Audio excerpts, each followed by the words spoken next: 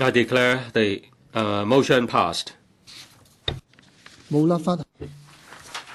Debate on motion with no legislative effect. Motion of thanks. Mr. Andrew Leung will move this motion. Mr. Frederick Fung, Mr. Lee Cheuk-yan, Mr. Leung Yiu-chung, Dr. Kwok Ka-ki, Dr. Helena Wong, Ms. Cyd Ho, Dr. Fernando Cheung, and Mr. Cheung Kwok-che wish to move amendments to the motion. I have accepted the recommendations of the House Committee on the time limits for speeches in the debate. Each member may speak in any of the 5 debate sessions, but he or she may only speak once in each session, subject to the total speaking time limit of 30 minutes. Mr. Andrew Leung, as the mover of the motion, will have an additional 15-minute speaking time for moving the motion and making a reply. In addition, he will have another 5 minutes to speak on the amendments. Like all other members, movers of the motion and of the amendments may speak in any of the 5 debate sessions. I will invite the members concerned to move amendments after the 5 debate sessions have ended. In each session, I will first call upon those members who wish to speak. After members have spoken, if necessary, I will suspend the meeting for 10 minutes for the relevant public officers to prepare their response. Only public officers may speak when the Council resumes. If public officers consider the suspension of meeting not necessary, I will invite them to respond. The total speaking time limit for public officers in each session will depend on the number of public officers attending the session. After the public officers have spoken, the debate session will come to a close. Today's debate will end at about 10:30 p.m. The debate for tomorrow will start at 9 a.m. and end at about 10:30 p.m.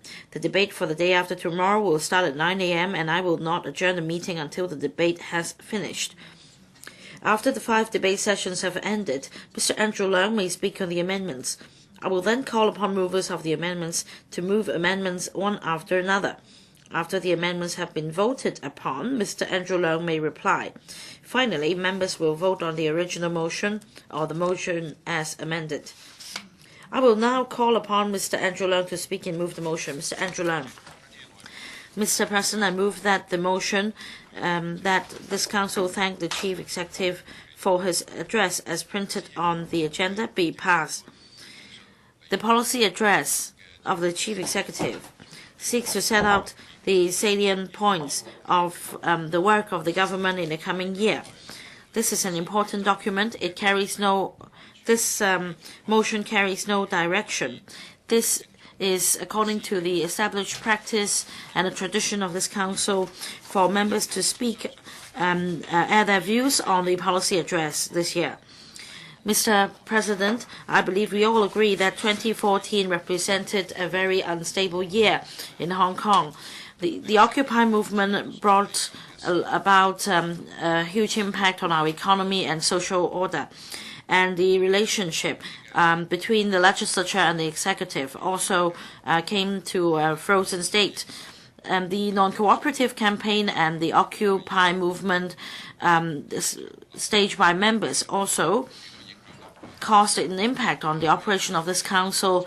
Numerous quorum counts and filibustering caused delays and items being postponed on the agenda. Many have aspired for improvement measures in this policy address to improve people's livelihood and promote social and economic development so as to get the whole society out of the plight. However, we need cooperation of the Council and support from society for this policy address to be taken forward. Otherwise, ultimately, it is the community that will suffer. In face of the broken relationship between the legislature and the executive, the Chief Executive has made no mention in how to mend this relationship in this policy address. This is quite strange. As chairman of the House Committee, I regularly meet with the Chief Secretary for Administration, and we take this occasion to strengthen the relationship between legislature and the executive and to make the work of this council more smooth. I look forward to better communication with the administration so as to improve its governance and also for our work to be smoother. For example, every year in the motion of thanks, we often raise the same points.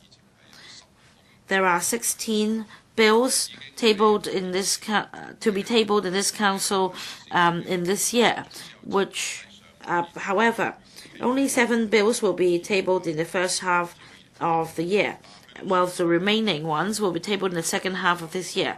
However, only 2 bills have actually been tabled as of the end of last month. We have expressed our concerns, and the Chief Secretary has also indicated that work will be expedited in terms of tabling of bills as set out on the Council's business agenda so as to expedite the progress. I'm happy to see that the Settlement and Clearing Systems Amendment Bill 2015 were tabled on the 4th of February. And in relation to another controversial bill, that is the Interception of Communications and Surveillance Amendment Bill 2015, the first and second reading just took place. The theme of the policy address is to take forward the constitutional development and boost the economy and improve people's livelihood. I believe these are all concerns of the people.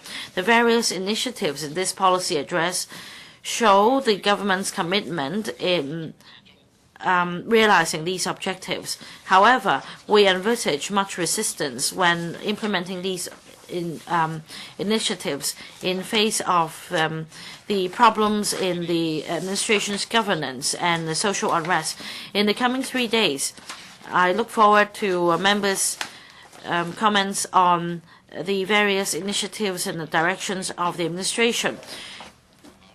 I also hope that the administration would sincerely listen to views from members and the community, and only by doing so can we forge consensus once again.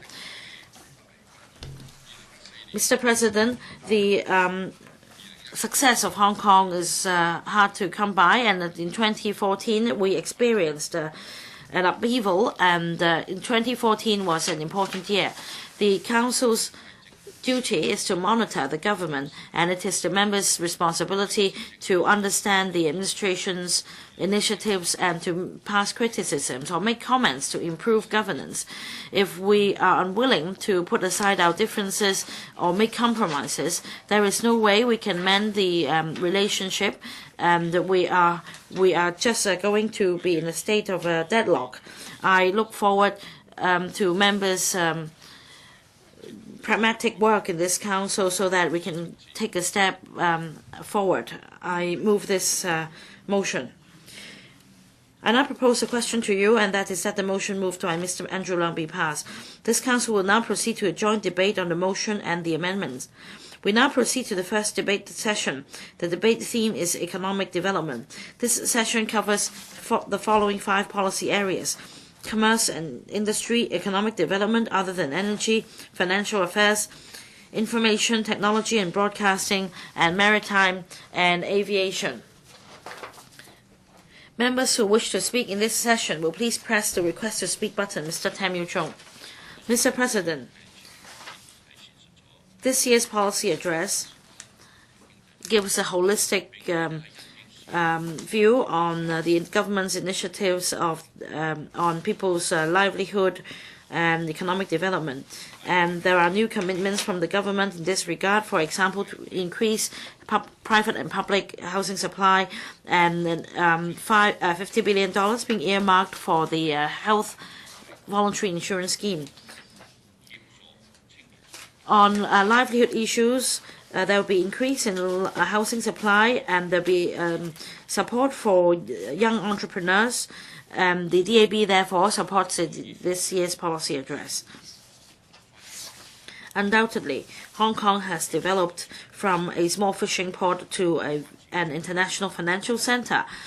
The core value is the rule of law. However, during the 79-day Occupy movement, a great blow had been dealt to the rule of law in Hong Kong. And we're all concerned about the long-term impact on our economic and social development. This year, the policy address is themed uphold the rule of law, seize the opportunities, and make the right choices. And in retrospect, for the 79-day Occupy movement, some political parties and organizations, in the name of striving for true, genuine universal suffrage, incited people to take to the street and occupy different areas and the major trunk roads of Mong Kok, Causeway Bay, and Admiralty. People's livelihood is affected, and businesses are affected, and there were public outcries, and there were protesters challenging public order, and even worse, the organizers of the Occupy campaign tried to exonerate themselves and condemn the police's effort, and also spread rumors about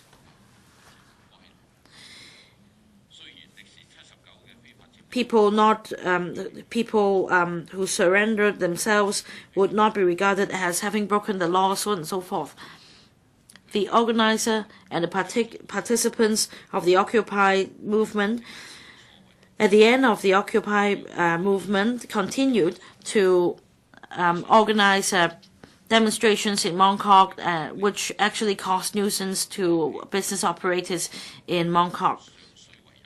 In last week, some of these protesters organized and incited online a campaign to restore Sheng Shui, and also in Tuen Mun, and they charged at crowds in Tuen Mun, and also resorted to committing arson. If social order is not restored, such blatant law-breaking behavior will continue. Social stability in Hong Kong will come to an end. The rule of law will come to an end.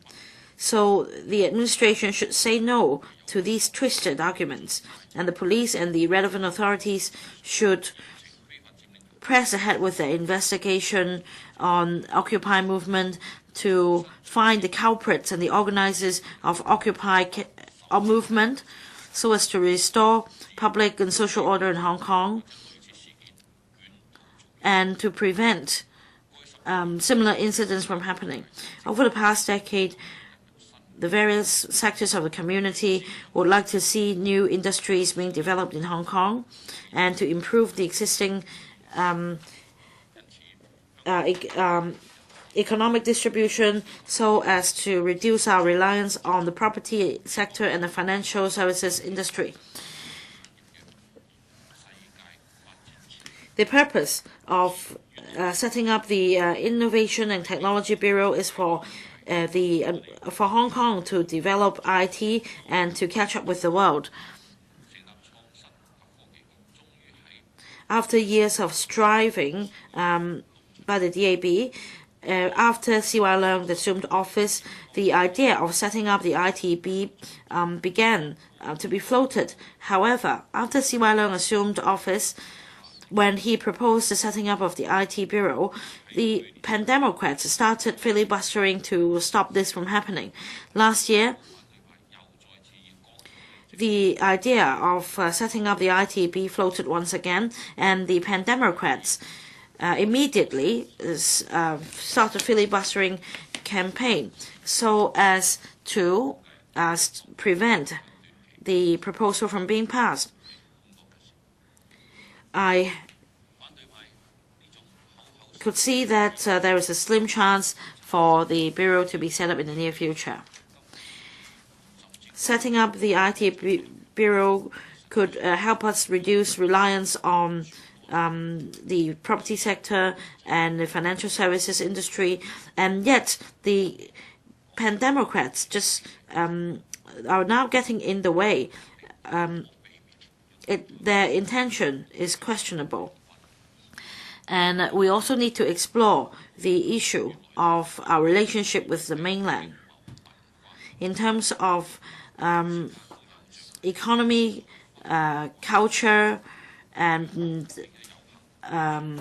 the public's sentiment. We are very much tied to the mainland. And we benefited from the rapid development of the mainland and became the international financial center. However, due to some unknown intention, unknown motives, and personal interests and the party's interests, some political party members in recent years have been resorting to different means to delay and forestall any proposal of integrating with the mainland. And there are also political groups and parties echoing such practices. Although it has yet become a mainstream ideology, many young people are following suit. Therefore, in this year's policy address, the Chief Executive mentioned in para 10 that we should be mindful about the spreading of the idea of Hong Kong nationalism published in articles published by undergrad. And C.Y. Leung, as Chief Executive, pointed out the advocation of Hong Kong's independence in undergrad, and yet he has been criticized for his remarks. Undoubtedly, there was a series of articles in the Hong Kong U Students' Union's journal Undergrad containing ideas of Hong Kong nationalism, and it said that we must save ourselves, and the only way out is to have nationalism in Hong Kong. From the fight for genuine university to the national building, from illegal occupation of road to arson, these are dangerous acts. All people who want Hong Kong to remain prosperous and stable should say no to such acts. DAB issued a statement yesterday strongly condemning the so-called liberalization of Shang Shui campaign. There are more mainlanders coming to Hong Kong to shop since Chinese New Year is just around the corner. It shows that our goods are attractive and competitive.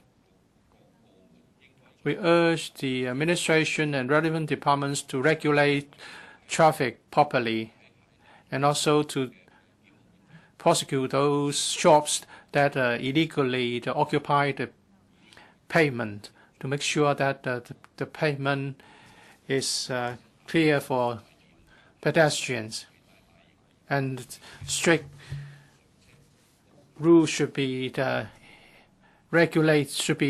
enforced on carrying bulky items onto buses. The administration should also consider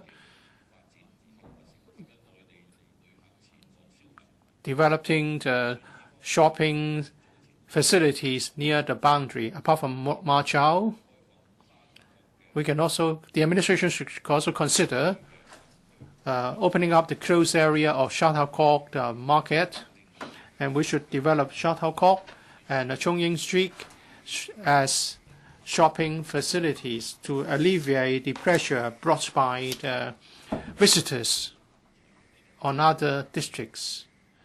I note that the Financial Secretary is here,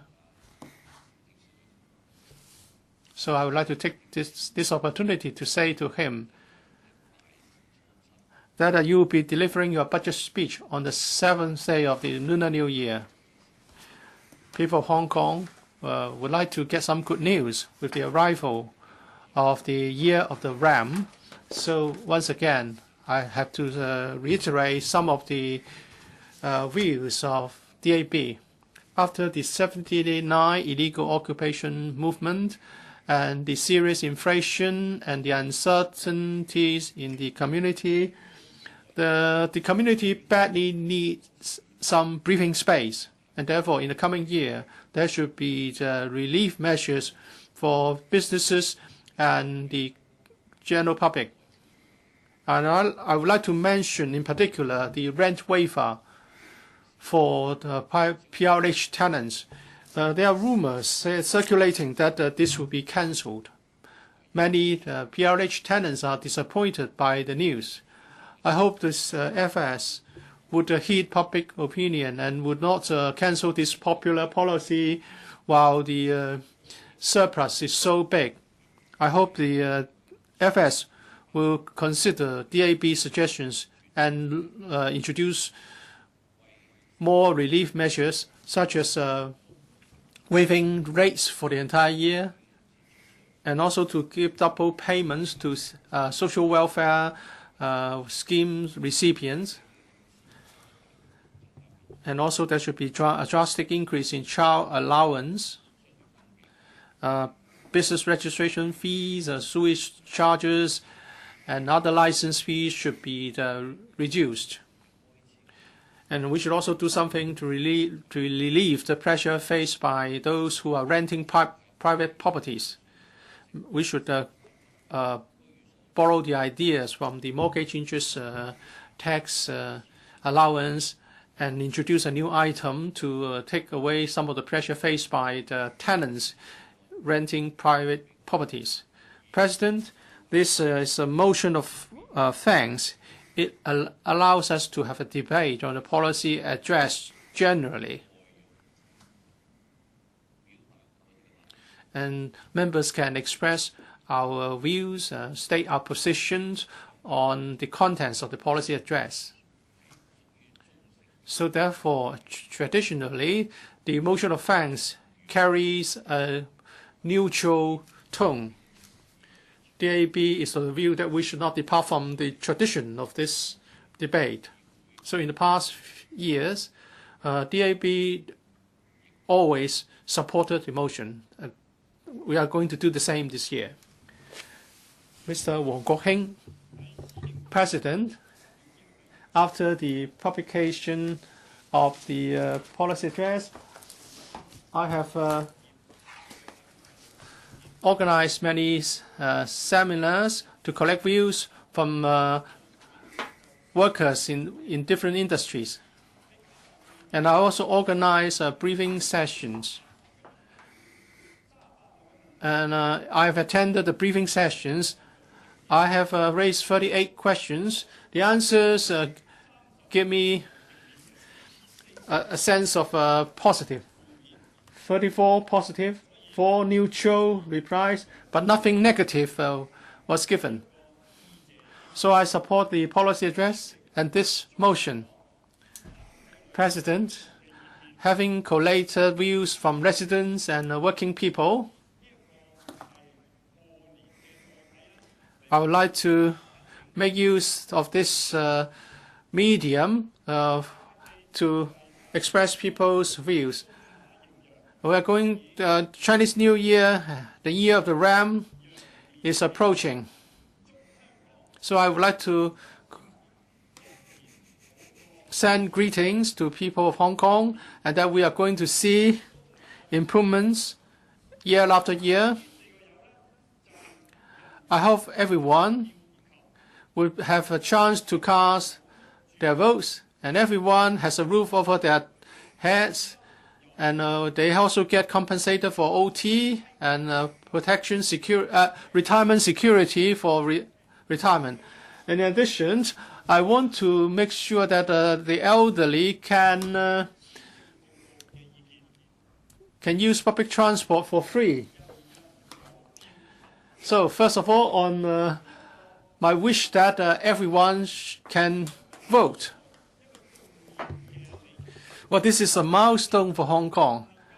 Are we going to see in the year of the ram that everyone can cast their votes. That depends on the efforts of the government and everyone here. According to MPCSC decision, we can elect our CE by one person, one vote in 2017. 到有一人一票選特首。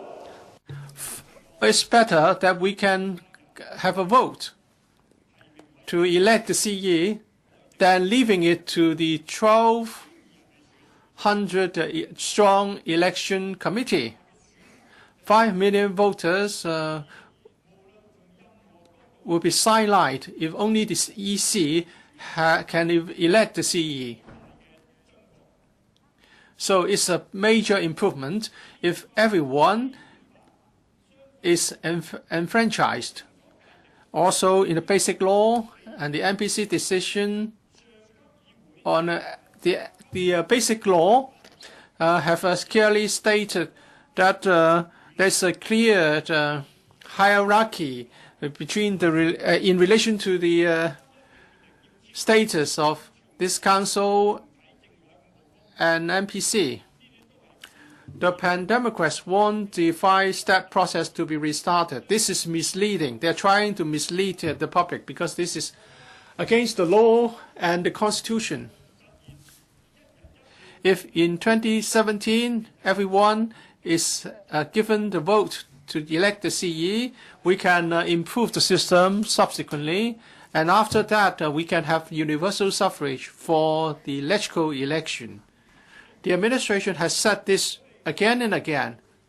President, if we veto the August 31st decision or the system whereby everyone can vote in the CE election, then our electoral system, our political structure would deteriorate. It's not just about marking time or maintaining the status quo.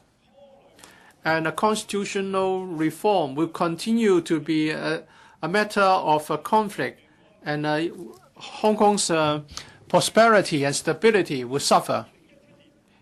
If we do not want to have one person, one vote in 2017 for the CE election, and we want it reintroduced sometime in the future, we actually do not know when the discussion can start again. I also hope the public will consider this point.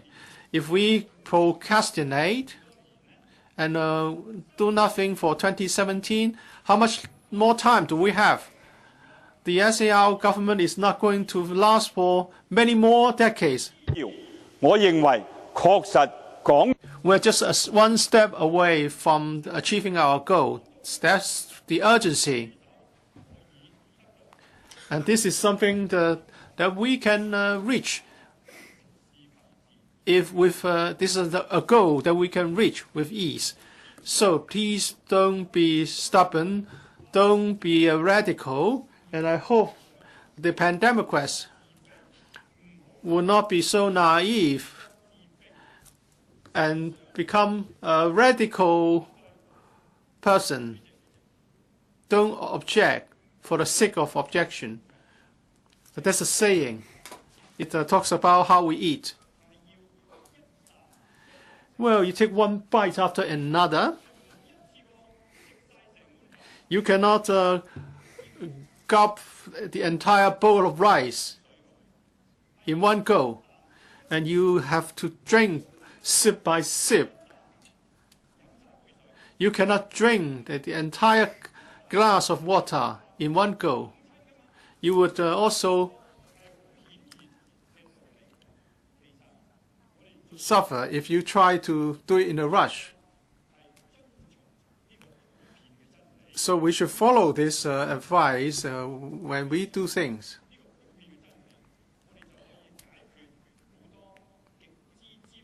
By so doing, we'll be able to deal with controversial issues such as the constitutional reform.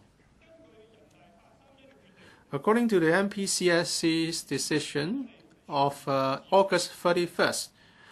Hong Kong people have the right to one person, one vote. No one can deprive our rights. Therefore, we should try to safeguard this sacred right of our Hong Kong people.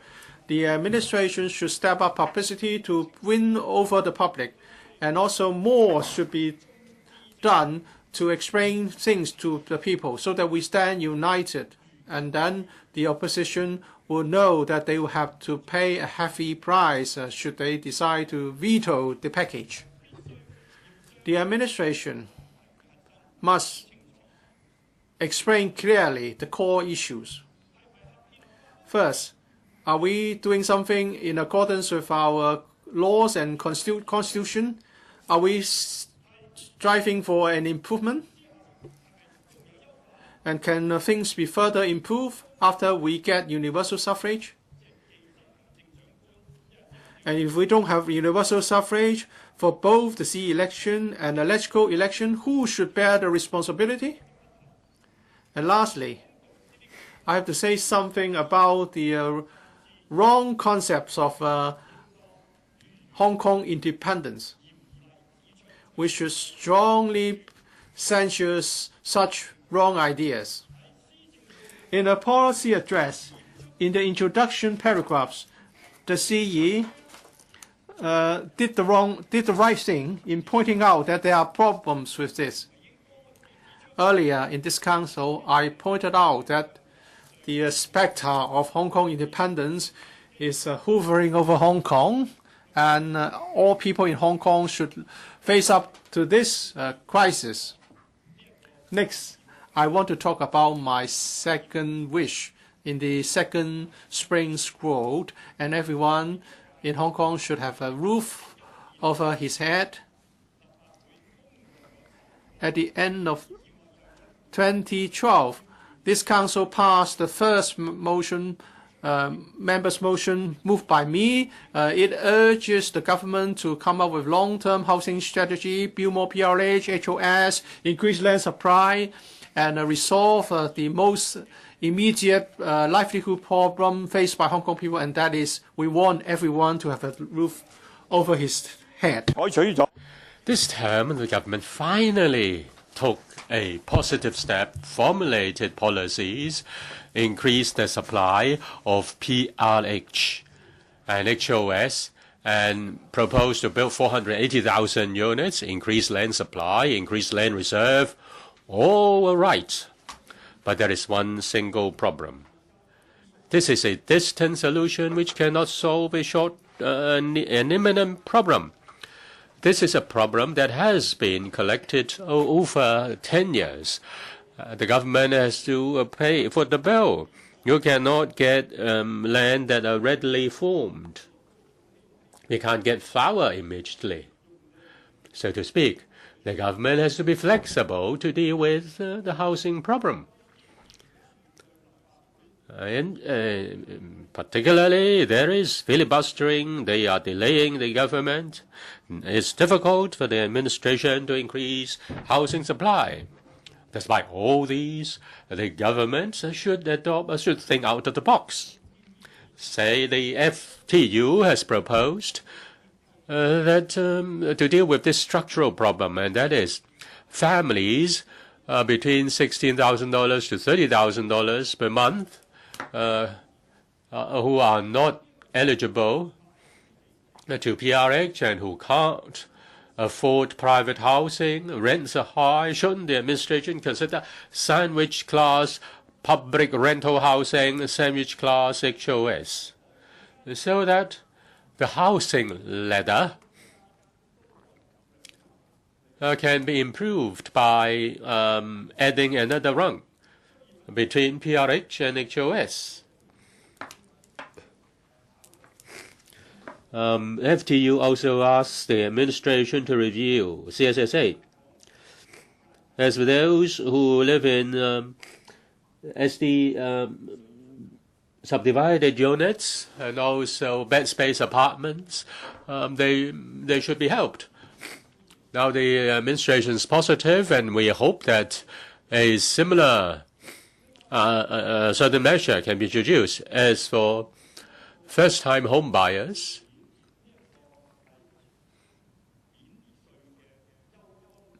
they should be given tax concessions. They should be given loans. I hope the government should reintroduce this. The FS is here.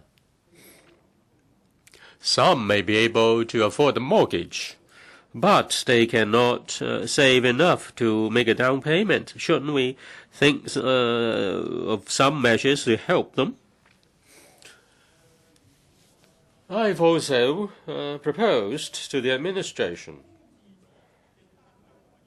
in respect of vacant PRH units and HOS. There are 380,000 subsidized flats, among which 250,000 are HOS. They have not paid the land premium. The administration introduced HOS a long time ago, and people have been assisted to improve their living with improved incomes, with change in housing, in family structure. There may be enough space. There may be enough vacant space. The administration has refused to consider that because it cannot breach the housing ordinance. They have enjoyed benefits for once, and they shouldn't be given double benefit. Should the administration remove this bureaucracy and be practical and be flexible and introduce new tricks? If you can get new tricks and let HOS owners to make use of their vacant units to give relief to the housing shortage, that will be a win-win situation. First, that will increase the supply of lettable space and units. The FS may consider this. The rent should be shared with the government if premium has not been paid. Even profits tax can be an option. The administration should take the lead to formulate a model tenancy agreement. The government should take the lead to make a model tenancy agreement. And that will address the issue of rent control. That's an opportunity provided by a model tenancy agreement. And that will also help to dampen the rental market. We hope that the government will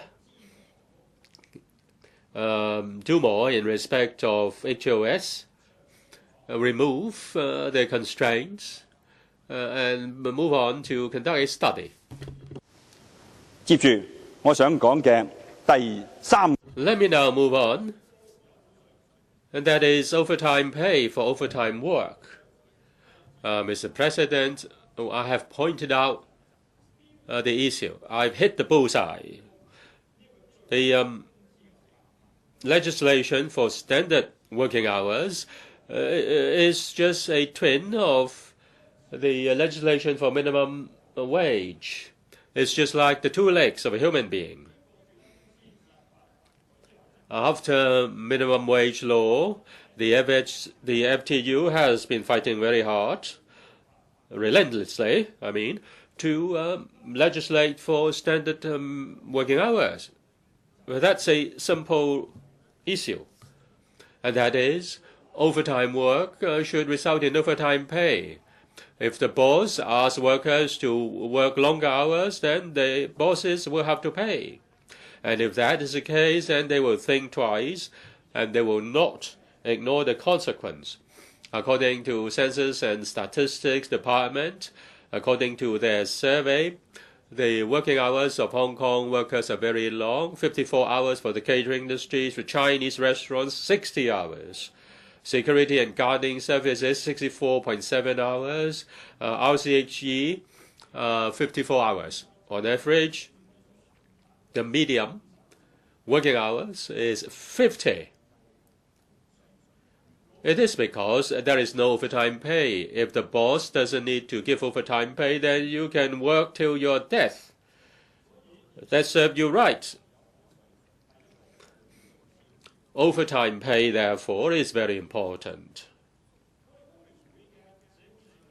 According to the survey done by the FTU, on 688 workers age 18 and above, 85% of them reported that overtime work is very serious, and 75% suffered under overtime work, and 30% worked more than 10 hours. 我哋嘅要求底下，成立咗呢個標準工時。The administration has set up a commission on standard working hours, and the work has started, but the progress is very slow as far as I can see. Now, the midterm review has been completed, but there is no clear legislation timetable. I want to take this opportunity to urge the government to consider speeding up the process so that all the workers in Hong Kong can see that the administration is determined in promoting legislation on standard working hours. There are important issues and complicated controversies, but with regard to less controversial sectors and industries, and can that be implemented first? Let's do the easier bit first. Many companies in Hong Kong do have overtime pay. Say, for example, the tramways, a century-old company with the good effort of our union.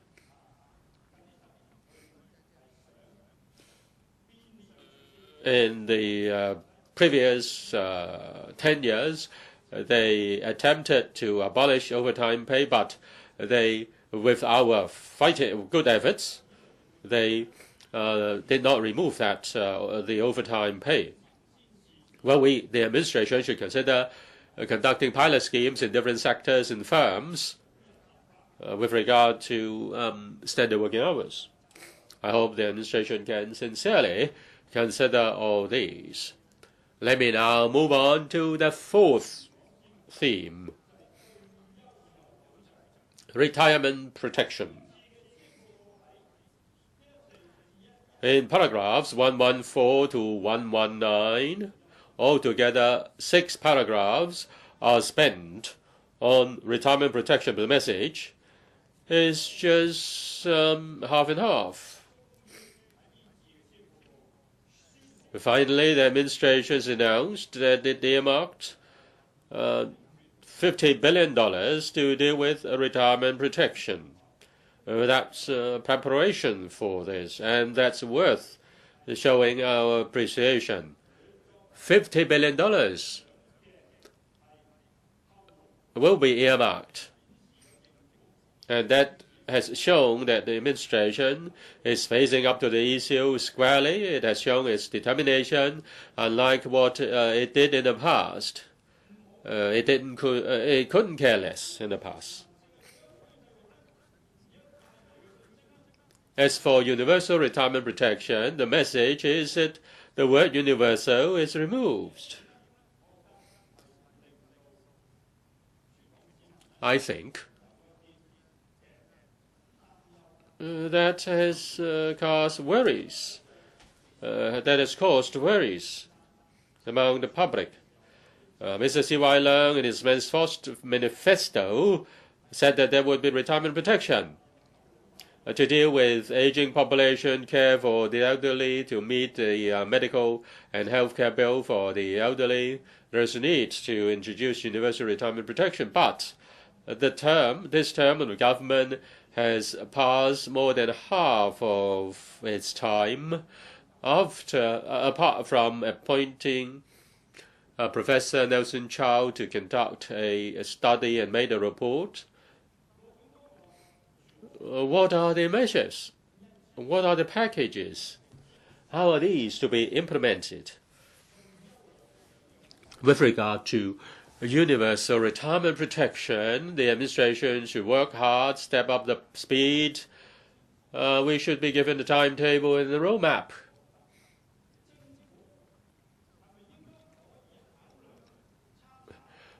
the administration should make reference to the successful experience of legislating for paternity leave. Should the administration take the lead? The CE in its policy address and manifesto said that the accrued benefits of the arising from the contributions of the employers would be gradually reduced in respect of offsetting. Now, you say they say they need a consensus, but how can there be consensus? Because employers and employees are at odds ends. The issue is whether the government is strong enough in implementing the reform to the MPF system. The reform shouldn't be just scratching the surface. The offsetting arrangement should be removed.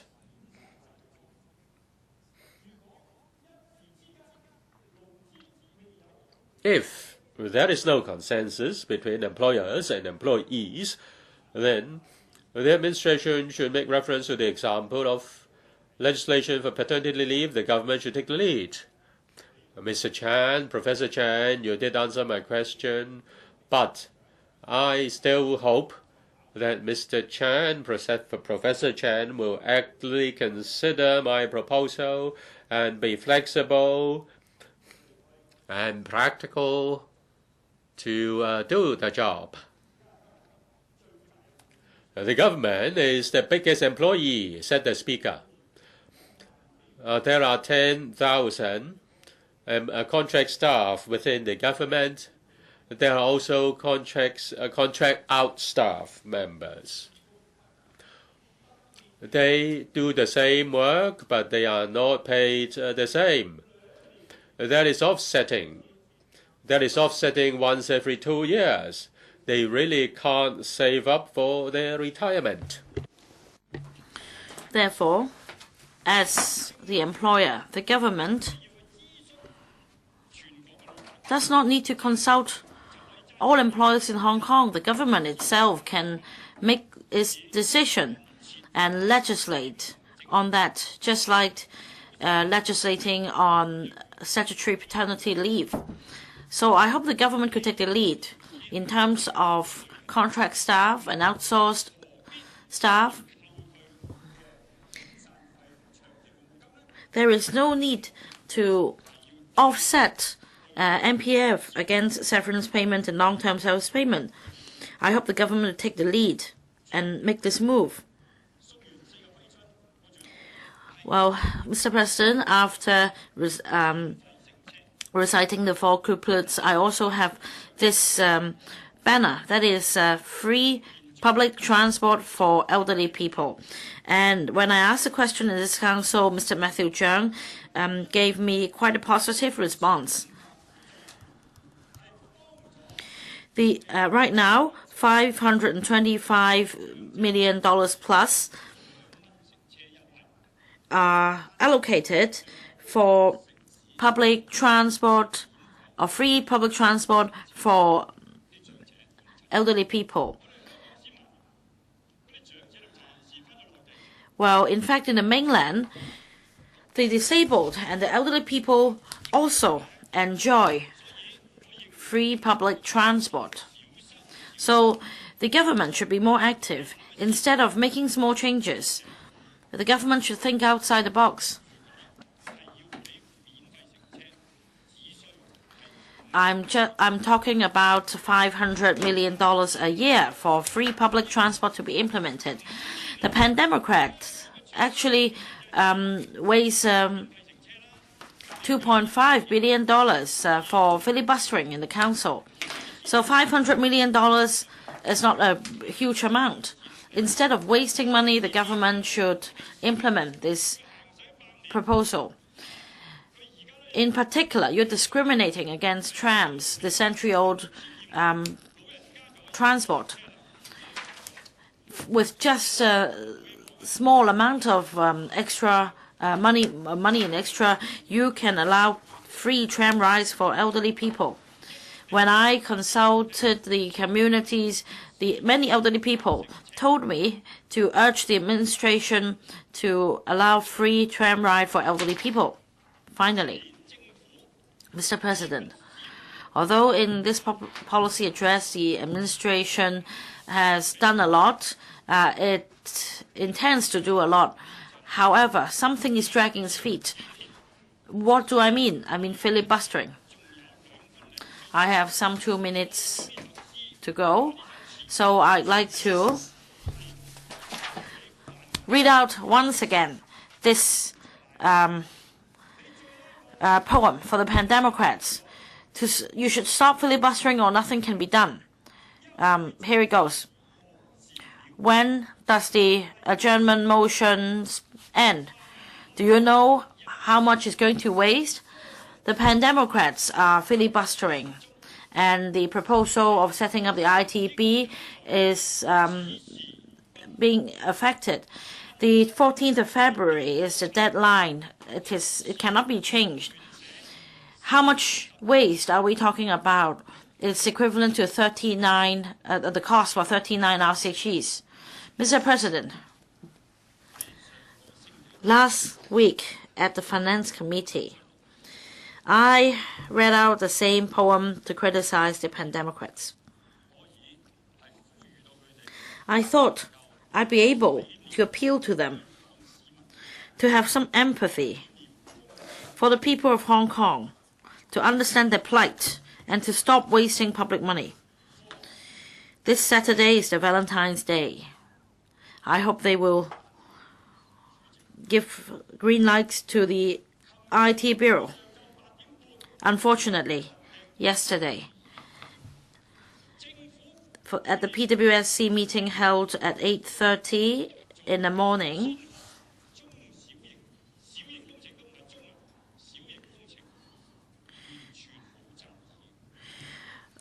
there were 9,000 government or public works projects. 7,000 of them are not really controversial. They have to do with repair and maintenance of roads, hospitals, etc. And yet, the Pan-Democrats picked on the projects and prevented the proposals from being passed at the PWSC, so that those proposals cannot be submitted to the FC. So that's why I put here that the Pan-Democrats' filibustering effort is causing trouble.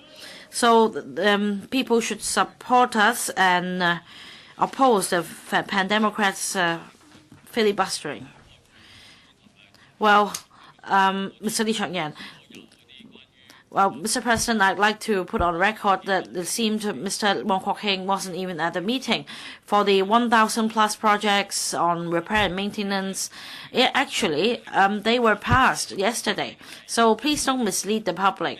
Mr. Kwok-hing has now become a gangster who deceives the members of the public. Mr. Kwok-hing, point of order. Mr. President, I want to clarify that for the 9,000 odd projects, that application was not passed. Well, you must wait for the other member has finished speaking. Well, and he deceived members of the public and said that it's important to have one person, one vote. But this is not genuine universal suffrage. With a screening by the central authorities, you can only vote on candidates that the central authorities prefer. So would you accept it? What about baby milk formula? The mainland formula is poisonous. So using this as an analogy, we don't want to take the fake universal suffrage in a gradually manner, like poisonous formula milk. We can't we can't drink it zip by zip. We want genuine universal suffrage. So coming back to my point, is Hong Kong an international city or just one of the cities in the mainland? You always say that this is just we're just one step away. Yes, we're one step away from regressing from an international city to just one of many other cities in the mainland. So how can we be competitive?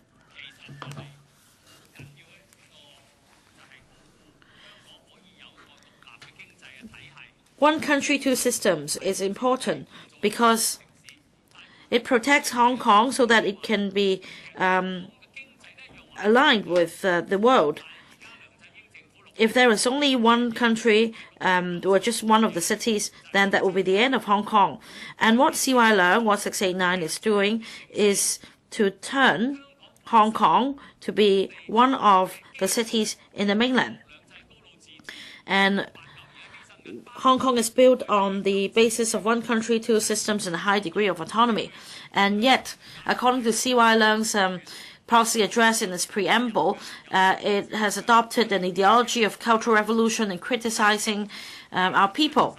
And if we don't even have free speech in Hong Kong, our economy will be affected. Because when we talk about economic development, we talk about creativity, technology, we talk about developing new industries. We need to allow some room for creativity to take shape. But if the government stifles the rooms for survival, for free speech, for creativity, then that will be the end of Hong Kong. Actually, for the central authorities, they are getting more and more powerful. Because CY Leung criticizes remarks made in free speech, and then there'll be censorship among the media, and if everybody becomes too subservient, in the end, what will Hong Kong become? Is this 689 government intending to sacrifice our free speech? Because he's not serving Hong Kong, he's serving the Central People's Government. He is pleasing them for the sake of keeping his job. And we're now talking about the 13th National 5-Year Plan. And the IT Bureau is linked to that because after setting up the Innovation and Technology Bureau, Hong Kong can become the super connector. That's what's written in the SDC's paper. So positioning, we're having a huge problem with that. Secondly, he adopts the funnel theory in terms of everything. Well, economic development should be given top priority, but if we have primary and secondary distribution. If there is no pay rise for employees, then the wealth in Hong Kong will be distributed to only the 1%. The 1% takes up everything. As long as you're in the property sector, in the financial services sector, as long as you're the 1%, you get all the wealth. So what's the point of economic growth? And yet, this government only focuses on economic growth. It says nothing about distribution. Even the statutory minimum wage will only be reviewed once every 2 years, so that the economic success is not shared by all employees. And ultimately, not even SMEs can benefit. Not even SMEs can survive. Only the property developers benefit. Because the SMEs are not allowed creativity. And this is a structural problem. And of course, it has to do with a business-government collusion system. And in our political structure, we have 4 sectors, and the largest sector is the business sector, and they can dominate our politics in Hong Kong. Anyway, coming back to my point, if primary distribution is bad, then secondary distribution will be problematic. There is no mechanism for government to redistribute wealth so that all employees in Hong Kong can benefit. And we can only rely on the trickling effect. And we get breadcrumbs instead of anything real. We often say that for example, we often ask how much tax does the tycoons pay? They dare not say because they don't have salaries. They are given dividends instead, so they are not required to pay tax. And even in the U.S., they are talking about the super rich tax because the super rich doesn't have to pay tax, and they're changing it. And another example, MPF. This is just a minor point. Well, Secretary is here. He always says that the offsetting arrangement cannot be scrapped because the issue is complex.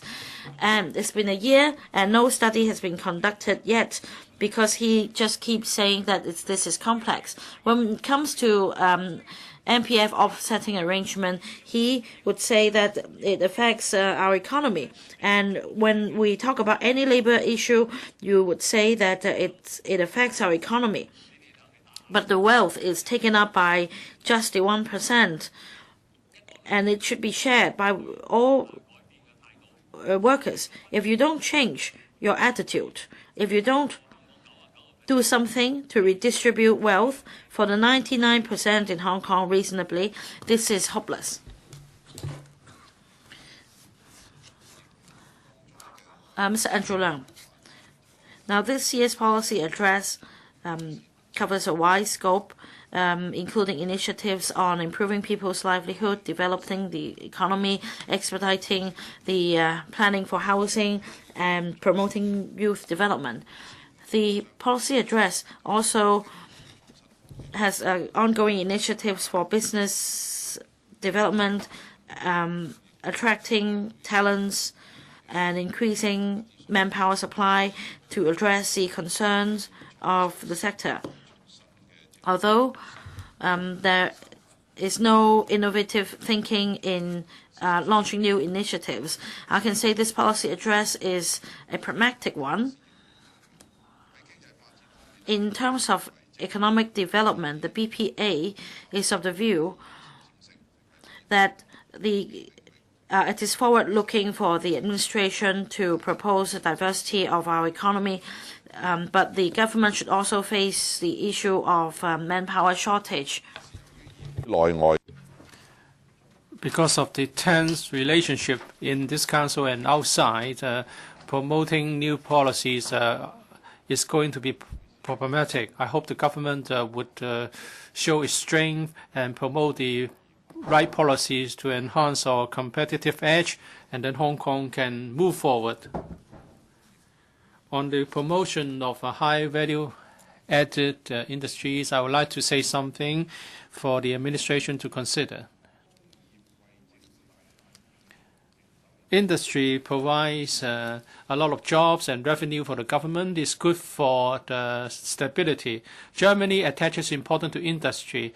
In 2014, with the EU economy in the doldrums, the GDP of Germany grew by 1.5%. Exports grew by 3.7%. Compared with 1.6% in 2013, it was almost doubled. Therefore, our economy should not just based on service industry, because service industry requires the backing of real economy. There are short-term, medium-term, and long-term policies to supply land in Hong Kong, but they are all for residential. There's no land earmarked for industry. In his election campaign, the CE met with people from the industrial sector, but for 3 years in a row, nothing is said about this in the policy address. We are disappointed. We have published the findings of a study on Pearl River Delta. An alarm bell has been sounded. Nowadays, importation of equipment would enter China without coming to Hong Kong first. Therefore, trade for Hong Kong has dropped, and with the economic transformation on the mainland and the upward adjustment of wages and new labor laws, the production cost on the mainland is more and more on similar levels. We should look at how to attract the return of industries such as electronic, chemical industry, and they are facing the problems such as lack of manpower shortage, lack of land, and the lack of people with the right skills. To attract the industry to return, there should be a multi-pronged approach on the part of the administration so that they can come back and take root here. We should provide industrial land. Insufficient land has always been stifling the production of the development of industry here. Although our industrial estates are fully taken up, but many companies only use them for storage. I welcome the idea in the policy address to increase the development density of science park and to promote R&D and to formulate the policy on industrial estates. I hope with the right new policy, we would build the fourth industrial estate and promote new and green industries. Many manufacturers are operating on the mainland, and they have trained up talents on the mainland, and there's a gap of talent, in a generation gap of talent. Many parents would not like their children to work in the industrial sector because they have the impression that doing jobs in industry are boring and low skill. We must change this and also improve the prospect of industry and to promote upward mobility. Manufacturing industries in Asia are becoming more and more costly. We should develop our own plans and also promote sales through the internet. We should upgrade our industry. That's the long-term solution. On the 2nd of August last year, the World Economic Forum published a report. Singapore was ranked number 1, and Singapore number 2, US number 3, Hong Kong ranked only the 7th.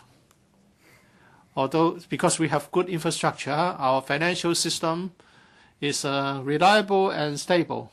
According to the report, Hong Kong is one of the freest economies in the world. But in terms of innovation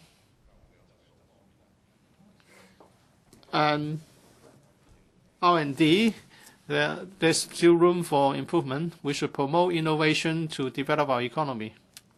Interbrand published in October 2014, the 100 important brands. Number 1 is Apple. The share price was 122, although many years ago it was only $1.40. The capitalization is $710 billion. Technological companies account for 13 in the top 100. So it's a global trend that we should have to develop high value added industry. We have the right conditions. We have talents with the right concept and vision. If we can have these people joining hands to work in Hong Kong, we can be the first in Asia. But although some companies are interested in investment in technology, they need guidance from dedicated organizations. At present, policy and related to technology are scattered in different bureaus and departments, and therefore policies tend not to be consistent. The setting up of the IT bureau would bring a new platform to Hong Kong companies so that they can all play to their full strength. Here, I would like to urge all members not to filibuster anymore and to approve the funding for the setting up of ITB ASAP. Design is not just the job of the designer. It's teamwork, and there should be also supplementary measures coming from teamwork and marketing and government policy. quality and reliability of Hong Kong products are well known. Therefore, the Make by Hong Kong brand is equated to quality products in the eyes of many people. The government should introduce policies of 3 times tax allowance to promote upgrading of our industries. And the industrialists should export new development areas such as product development, R&D, and branding. And then we can also make use of the production base in the Pearl River Delta to promote the Make by Hong Kong brand. Other than the energizing Kowloon East, the government would like to set up another business hub covering Kowloon Bay, Kwun Tong, and Kai Tak new development area. And all districts will be given priority to be redeveloped. In developing Kowloon East, the government should have the right vision in building the commercial facilities. We should preserve the Kwun Tong Pier and special features in the area to attract local and overseas visitors. We should make reference to the night market of Thailand. Is one of the reasons in promoting Thailand's economy. Asiatic now becomes an old town. Through careful planning, the Thai government maintained the original features of Asiatic market and repackage it. And then it has been turned into a tourist attraction with a night market. It gives a new lease of life to the old pier. And energy is injected into this old district. Now it's a new attraction. That's a very successful attempt of regeneration. We should not just use new technology to run our city. The government should adopt a comprehensive perspective. And we should set up different parameters and indicators to assess our living standards. The government should make the best use of wisdom in the community and our natural resources. We should create a smart environment for all people, and then Hong Kong can become a smart city. As in the past, many government policies on industry and commerce have incorporated suggestions and views from the community. But it seems that this year the government is only going to support innovation technology instead of SMEs in different sectors. In CE's manifesto, he wants to actively support SME, but this remains something to be realized. And support for SME is absent in the current policy address. To the industry, setting up the ITB is good for the promotion of innovation and creative industries. The government should do more to support our industry and commerce sector. In the 10 biggest concern of the business sector, as indicated by recent survey, the number 1 is the illegal occupation movement. The 70-day night movement has come to an end, but the government has yet to fully assess the loss suffered by the businesses. Many SMEs complain to us that their operations were seriously affected and cash flow was seriously affected. And the BPA proposed a loan scheme for these SMEs. The special measures should be introduced for special times. We should make reference to the 2003 relief measures due to SARS and the 2009 measures to address the financial crisis. The BPA urges the government to set up a loan guarantee scheme for SME affected by the occupation movement and to ease their difficulties in meeting cash flow problems and to keep their jobs for their employees. In 2015 is going to be a year of challenge. After the conflicts in 2014, the community needs time to recover and to resolve immediate problems of economy and livelihood. I hope the policies in the policy address can be implemented to lead Hong Kong out of the doldrums. And we should also set up sound policy to attract talents, introduce measures to address manpower shortage so that our plans will not become empty talks. And there should be active measures to promote high value-added industries. We should diversify our economy. Although we almost have full employment, unemployment rate is just 3.3%, but we're only registering a 2.2% growth in the economy. But this is an alarm bell for the administration. The government should enhance economic growth because we need to prepare for a possible economic downturn. I hope in the coming budget there will be concrete proposals and measures to support SMEs, especially those who are affected by the occupation movement, and we also want to restore confidence of visitors. Mr. Alan Leung. President, this policy of C.Y. Leung can be summarized like this. It's about struggles, conflicts, and not livelihood. He criticized the students of Hong Kong U. He overstressed the need to obey law and neglect the importance of the rule of law. He has not addressed issues of livelihood. He hasn't mentioned any problem with IVS visitors and parallel goods traders. There is no policy to diversify our industries. He only asks people to go north to the mainland. This is a framework for political struggle, and we therefore oppose this. The Civic Party will vote against the motion of thanks. Mr. President, since the reunification 17 years ago, the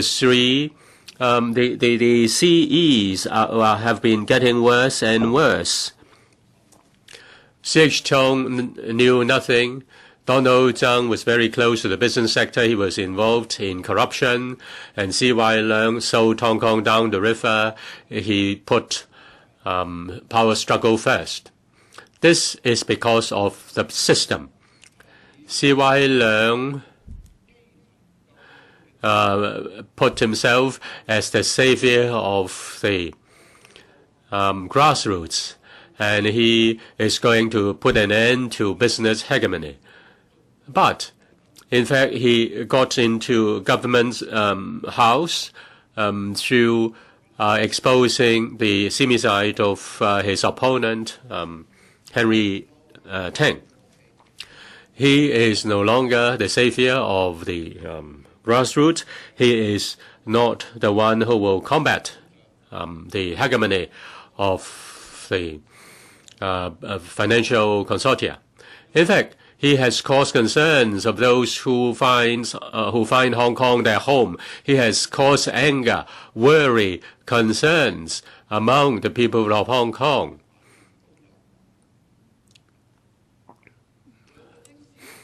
C.Y. Leung is stubborn. He ignores public opinion. He's arrogant. To protect himself, he go all the way to sacrifice the livelihood of the people, and he will do everything to kill his opponents. If you say something that's music to his ears, even if you don't belong to the Pan Democrat, even you are Liu Meng-chung or James Tian, you cannot be spared. He is no different from a tyrant. I write New Year's scrolls for The people, yesterday I went to Lam Tin, 2 residents described C.Y. Leung as mean-spirited. C.Y. Leung was behaving like a primary school student arguing with his mates, with his opponents.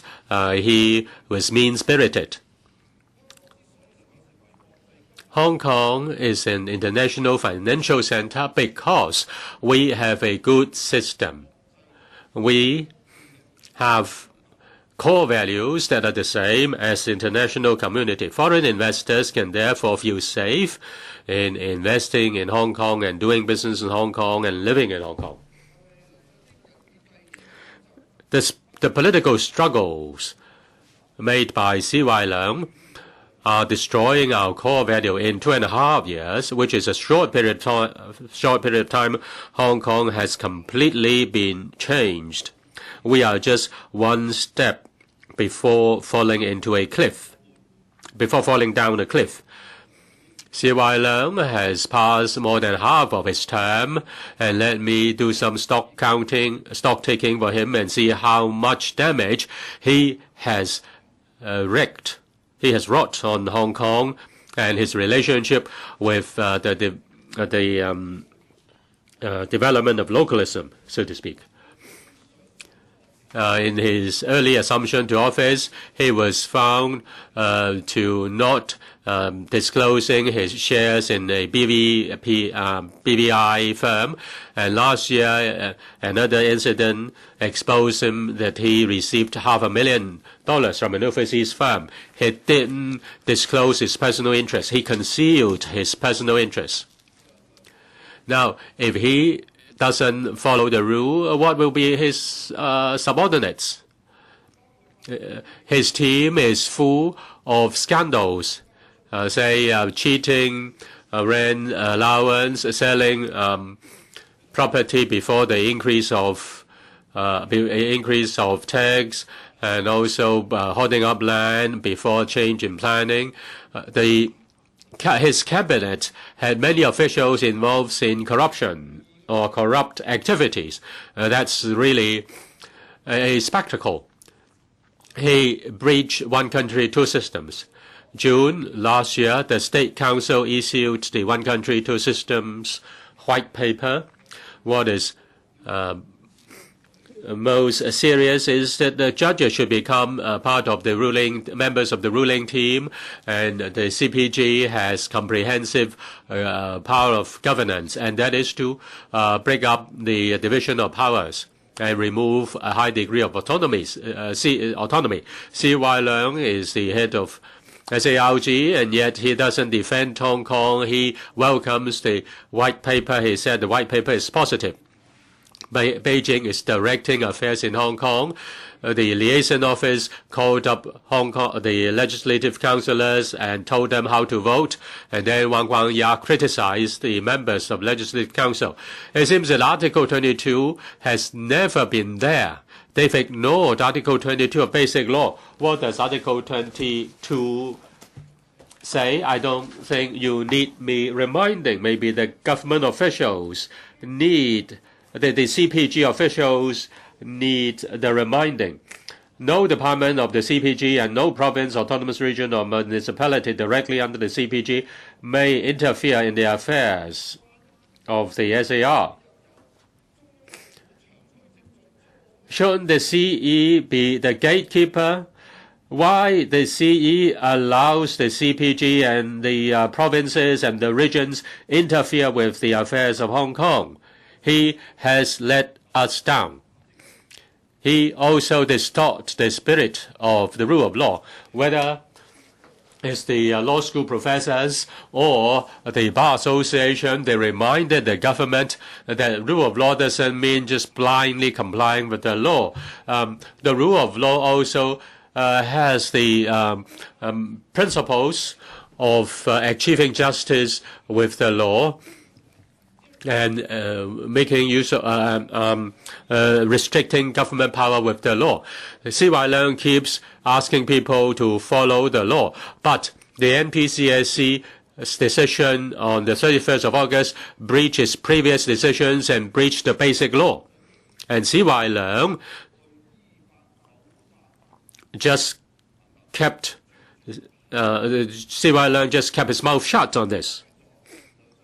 To put it bluntly, the so-called rule of law, according to C.Y. Leung, doesn't limit a government's powers, nor limits his powers or his arrogance.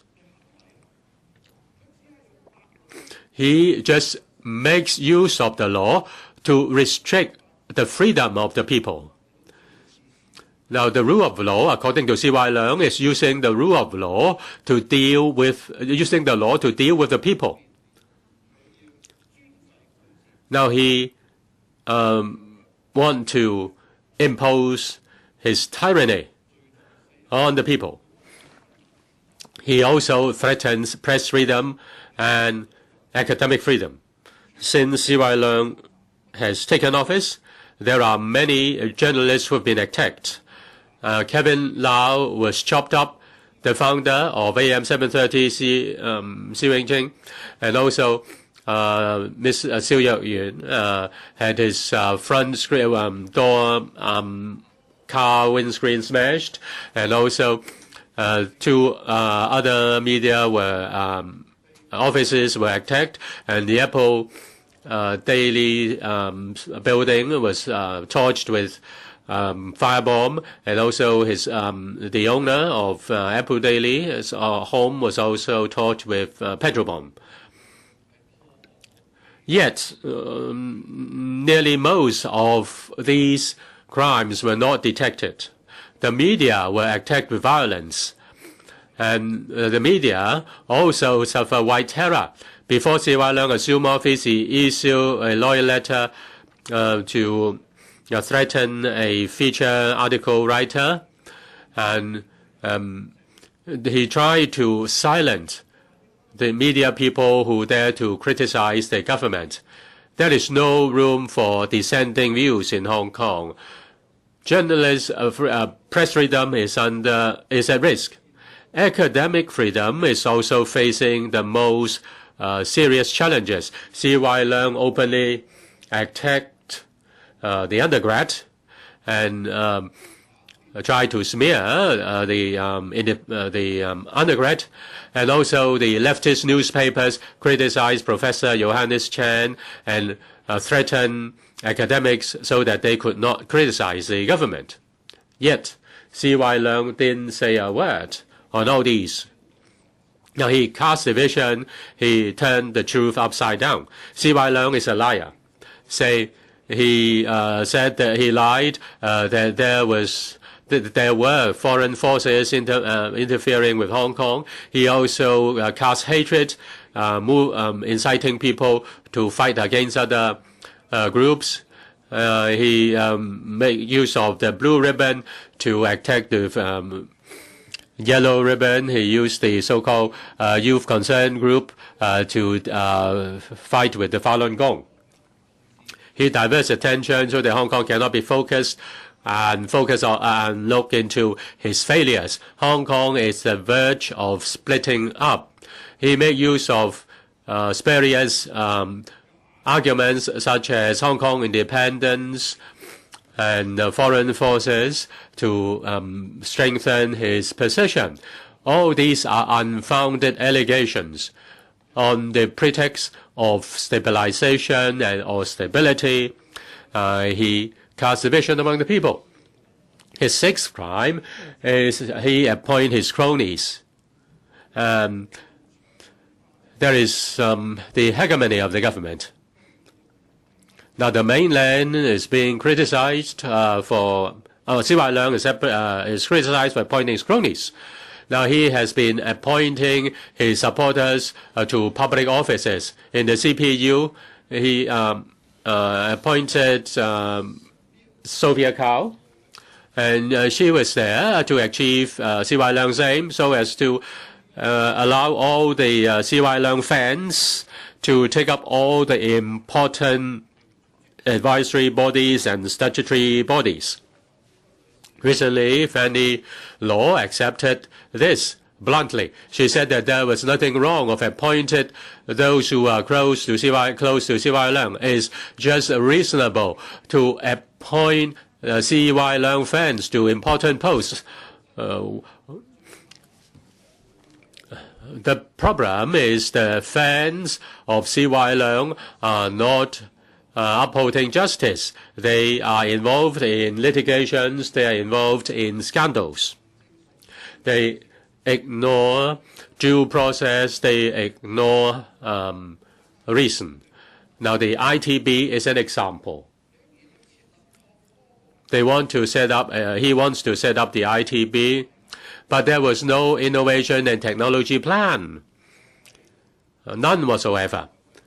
Greg So answered our question in the Finance Committee meeting. He said that after CY Leung fans are appointed to policy director and undersecretary and policy assistant, then they would formulate plans. CY Leung was asked about the innovation technology plan.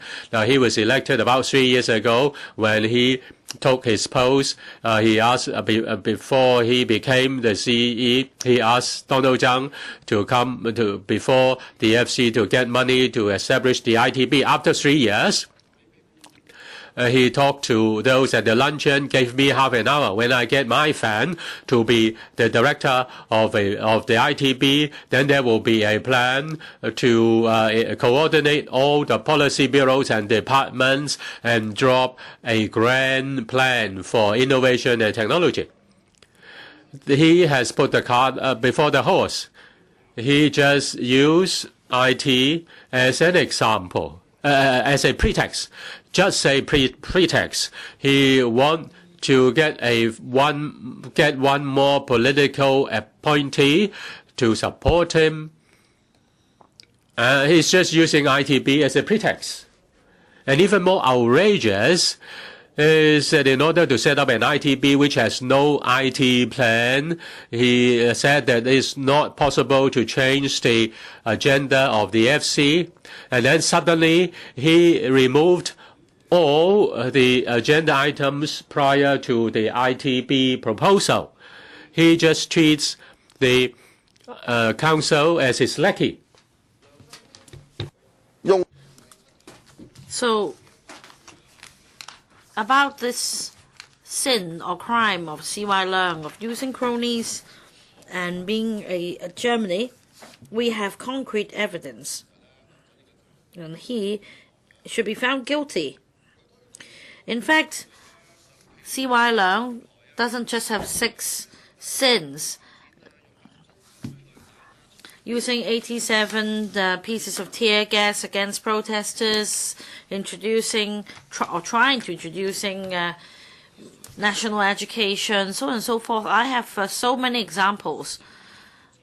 But all I want to say is that the core values of Hong Kong has been eroded during his governance, and this shows the king-making system of election is a damage to society, to the long-standing social system, and also the cornerstone of our success.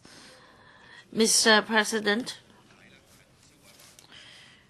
while Hong Kong had been departing from the motherland's rule for over a century, and we have developed our own set of core values and it is exactly because of this set of foreign core values that allowed settlers to live a prosperous life in Hong Kong, and for foreign merchants to come and invest. And let me quote from the policy address. In para 18, industries in Hong Kong, regardless of scale, share a common advantage. That is, Hong Kong is an important link and a superconnector between the mainland and the rest of the world. End of quote. So the core values of Hong Kong are the meridians of Hong Kong. I don't think even the pro-establishment or the opposition camp would object to that. However, what Hong Kong has all along cherished is the rule of law, our legal system, separation of the 3 powers, free press, and an objective and transparent system in formulating policies in the administration. All these are deteriorating, and the situation is worrying. Recently, I noticed that there are people in Hong Kong who are quite arrogant, and some people have been quite resistant against the mainland system, and we lack the understanding of mainland. And I understand why some in the mainland are feeling this way, but I invite them to ponder this question. Is it in the best interest of the mainland for Hong Kong to become just one of the cities in the mainland? We had one country, two systems in Hong Kong after the handover, instead of one country, one system, so that the mainland will also get a maximum benefit under the system. So it's not a matter of arrogance. This is for mutual protection, mutual benefit. And that is why we need to preserve our core values and prevent ourselves from becoming the same as other cities in the mainland. Otherwise, this will deal a great blow to Hong Kong, and this will also impact upon the investors' confidence in Hong Kong. Mr. President, we have a set of unique core values of Hong Kong. If our fundamentals are a threat, and this will be like Chairman Mao says, when there is oppression, there is resistance. Well, C.Y. Leung criticized the Hong Kong USU's publication Undergrad, and the publication has become one of the popular items in the bookshelves now. So this really shows when there is oppression, there is resistance.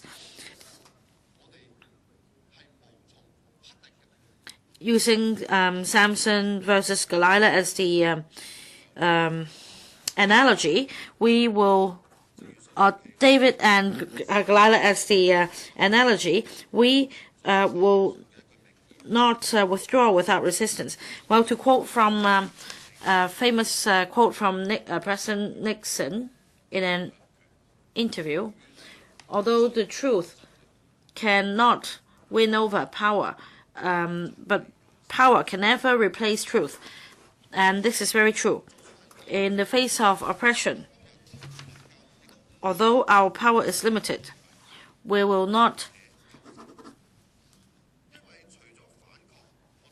sit on our hands and do nothing, because there is no way for us to put up with it, and we have responsibilities to fight against oppression. And we want freedom, and if the Beijing government continues to send people like C.Y. Leung to Hong Kong to erase our core values, to kowtow to the CPG, then Hong Kong people must and will definitely ponder the question of making our own decisions.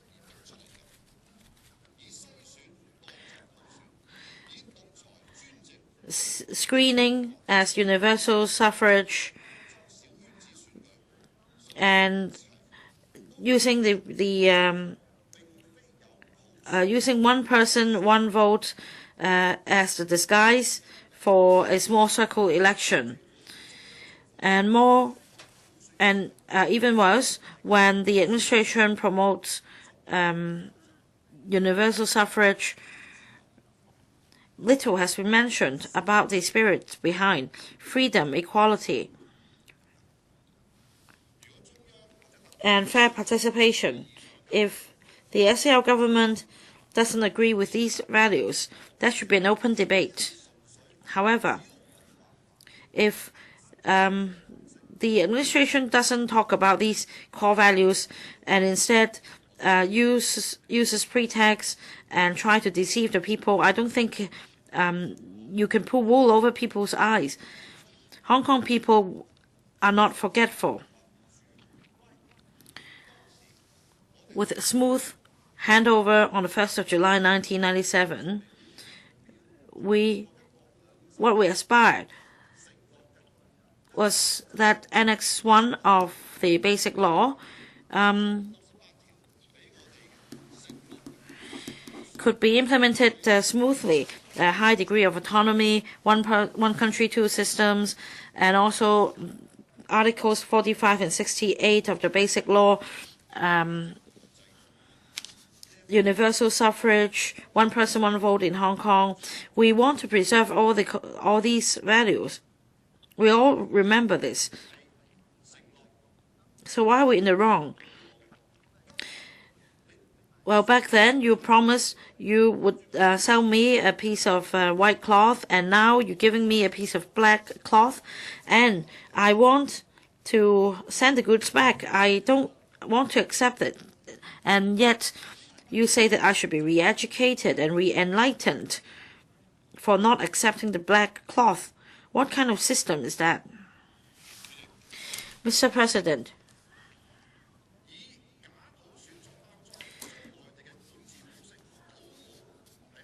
using fake universal suffrage as disguise, if the administration wants to follow the mainland model and copy the model for use in Hong Kong, then definitely this will be objected by Hong Kong people.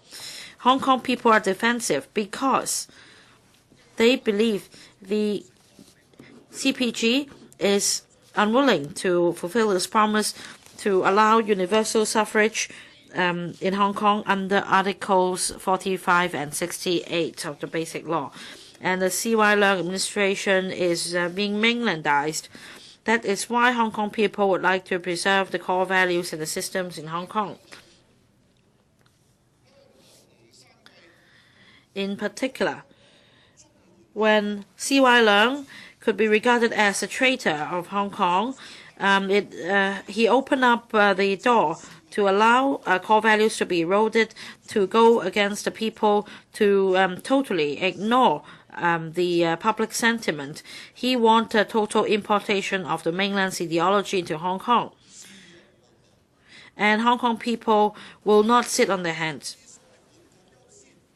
So when it comes to localism or giving priority of local people, is not just a matter of priorities. We need to protect the core values of Hong Kong. If C.Y. Leung wants to digress and accuse these ideas as nativism or nationalism, he will lose the support of the people, and he will become the inciter of independence in Hong Kong. On the contrary, if we have a free and open society, if we have stability, then no one will be foolish enough to consider the idea of nativism. So C.Y. Leung and the Beijing government should really reflect on themselves. And universal suffrage in Hong Kong is not just to fulfill a promise made in Articles 45 and 68 of the Basic Law. It's a respect on the basic rights of everyone. However, an election held under the NPCSC August 31st decision could only be an election with screening in the nomination process, and the the chief executive return in such an election will have little legitimacy, despite several 100,000 votes in favor.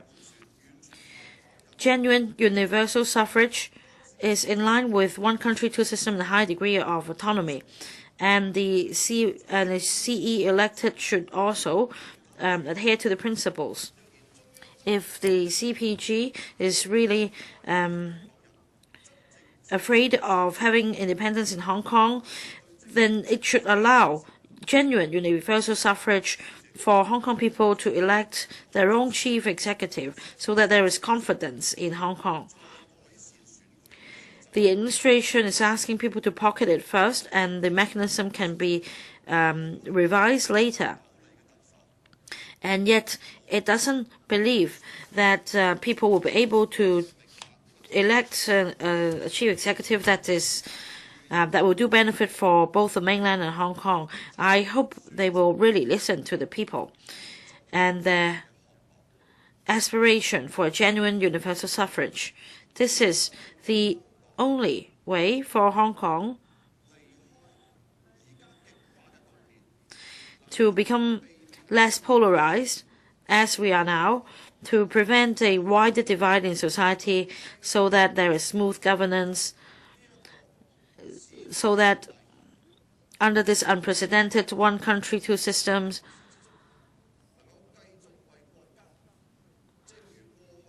we can continue to contribute to the mainland as we have done in the past 1.5 centuries. This is not just my wish, this is also the wish of the people of Hong Kong. I very much hope that this policy address will not become the opening for another battle in Hong Kong. I hope CY Leung could rectify the situation as soon as possible. Mr. Felix Chung. Thank you, Mr. President. Well, this session is about the economy, so I'll focus on economic and industrial development. Mr. President, the early part of the policy address has to do with our economy and industrial development. However, having read through the policy address, I don't know where the focus is, and I have no idea how the government is going to develop industries in Hong Kong. Well, there are initiatives, for example, a new exhibition center, but when will we see that? Yes, something will be done to promote and develop the logistics sector, and so on and so forth. Well, there are all these ideas, but nobody knows how they will be implemented. So, in this policy address, actually it's the same for the past 3 years. What the CE has said, give the sector this idea, this concept that the CE attaches importance to industrial development but doesn't know how to do it.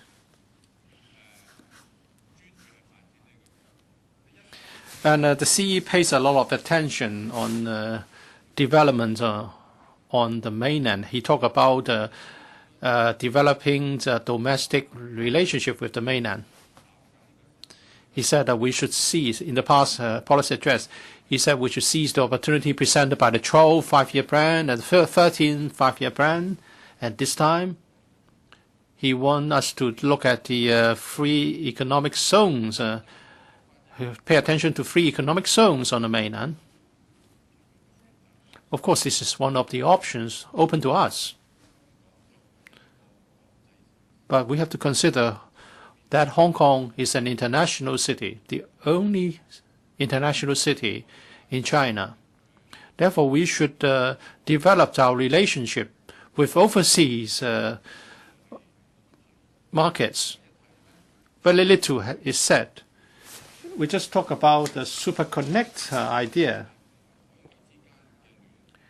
And that is that we are a conduit between the mainland and the world.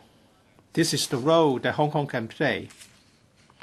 But how can we cooperate with different markets all over the world? But the policy address is silent on this. We're just told of the development opportunities on the mainland. I think SMEs in Hong Kong are mostly disappointed by this one. In the previous policy address, there was some reference, 300 words altogether, to SME, but nothing. There's no mention of SME in this policy address. Most companies in Hong Kong are SMEs. Although the economy is not in a poor shape, the unemployment rate is just 3%. But as the FS has said in his blog, we have to be careful. There are uncertainty, the development is unstable. So is the business environment for SME something for concern? Certainly yes. 90% of our companies are SMEs, and the word SME is not even mentioned in the policy address. This is strange. Is it that he doesn't really care about SMEs and business environment? When he assumed the office of CE, the CE immediately set up the Economic Development Commission. A very little report has been made on the work of the commission, and we know very little about the industries that he wants to promote. I don't think anyone here knows anything about that, because we don't even have any report. And maybe we can get some information on the internet. But why don't they publicize the outcome and findings of their discussions? Well, I can propose some ideas in terms of economic development in due course. On various occasions and meetings, Pan Democrats ask the CE to give an account and to deliver in respect of promises made in his manifesto. Most of them are about labor issues. But the industrial and the business sector also want to do the same. In the manifesto, he promised to provide support to SMEs, and as I've said, the word SME is not found in the current policy address. He wants to promote innovation and technology and industrial development and science.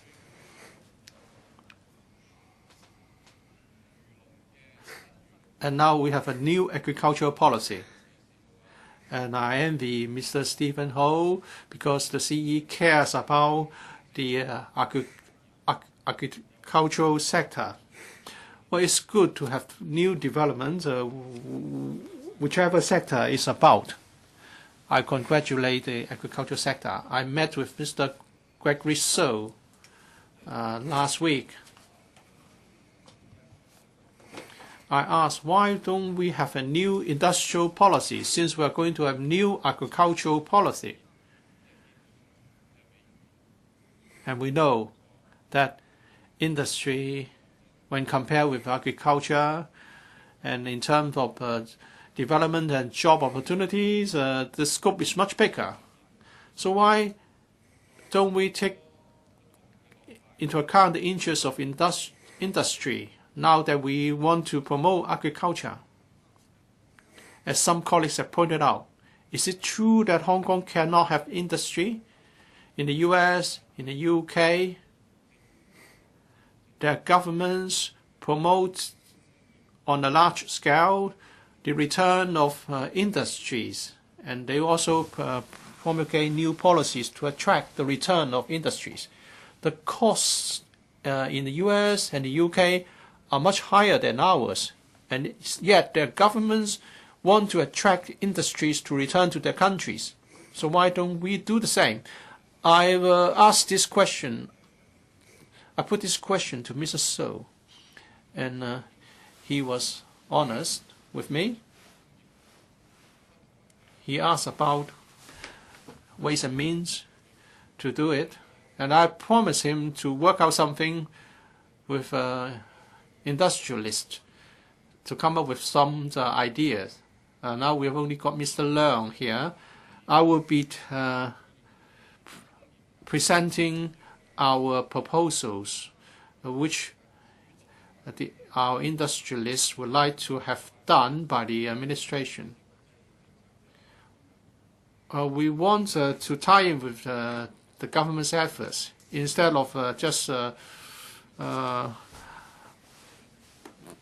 complementing government policies after they have been promulgated. We know that government officials may not have expertise in every sector. So I think people from different sectors should take the initiative to offer proposals to the administration. President, I was talking about the CE's manifesto saying that science and technology will be promoted, SME will be supported.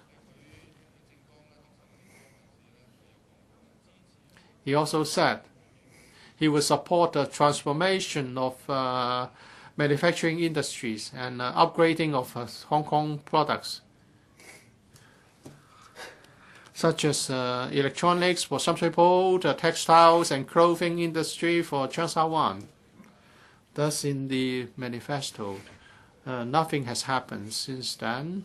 So, members from the pan-democratic camp or from the labor sector are trying to pursue this with the CE. The business sector would also like to take this up with the CE. Well, these are not difficult plans to implement. In Sham Shui Po, there's already the market for electronic products, and the same for Cheung Sha Wan. The plans can be implemented very soon once the government is ready for launching the support measures. The CE want to have a high value-added shipping industry. These are grand ideas. I don't know whether we are going to see anything achieved in another 10 years or so. I think if you take on board ideas from the industrial sector, we can certainly achieve something. Under Mr. Gregory So, there's a committee on innovation, manufacturing industries, and R&D. And there's an expert panel on fashion manufacturing. They have got some results, 10 proposals from the CNI panel has been briefed on how to promote the fashion industry. And this is also related to the development of IP rights. It's closely related, fashion and IP rights. The two work hand in hand. And also, the film industry. You know, film production requires fashion designers,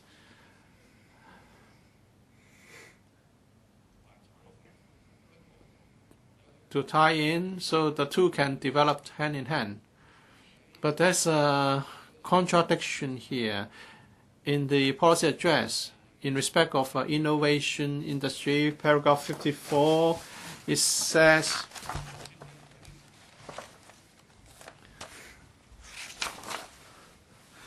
well, during this period, the value added of the design sector has tripled, and the government will continue to provide subsidies and support to enable young designers to work, to carry out their work.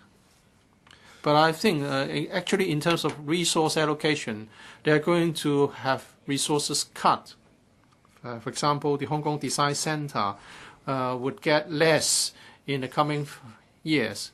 But in the policy address, you talk about maintaining our support for the Hong Kong Design Center. I don't know which is true, support or resource cut. We have the Undersecretary here. Please take a good look why we are facing this situation. President, also on economic development in different places all over the world.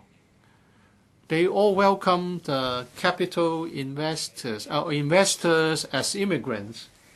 In the 80s or 90s, there was a trend where people would emigrate to New Zealand, Australia, and Canada. And those who got their visas first were the investors. But now we want to cancel our capital investment entrance scheme.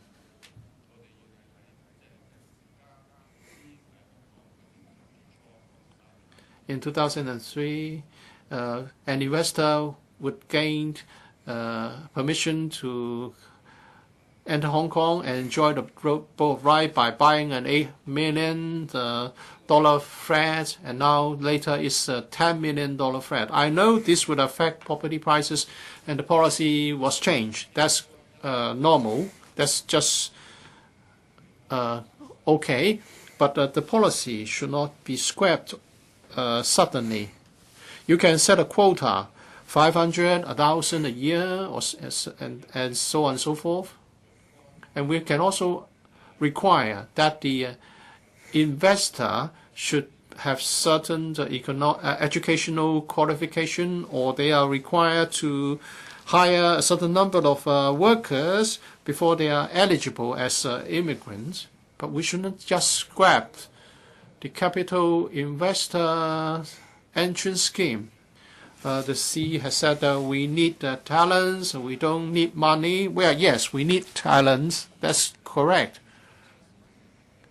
But the investor may also have both money and talent. So why not admit them? If money is not a question in Hong Kong, then I wait eagerly for the next budget to be delivered by the FS next week to see how much money can be invested in Hong Kong and brought back for the benefit of needy people. Now the capital investment migrants may not be very much needed, but if you change your policy, you enable them to invest in Hong Kong, create a new business, create a new industry, why not do that? I find it really strange. Finally, Mr. President, let me now turn to this.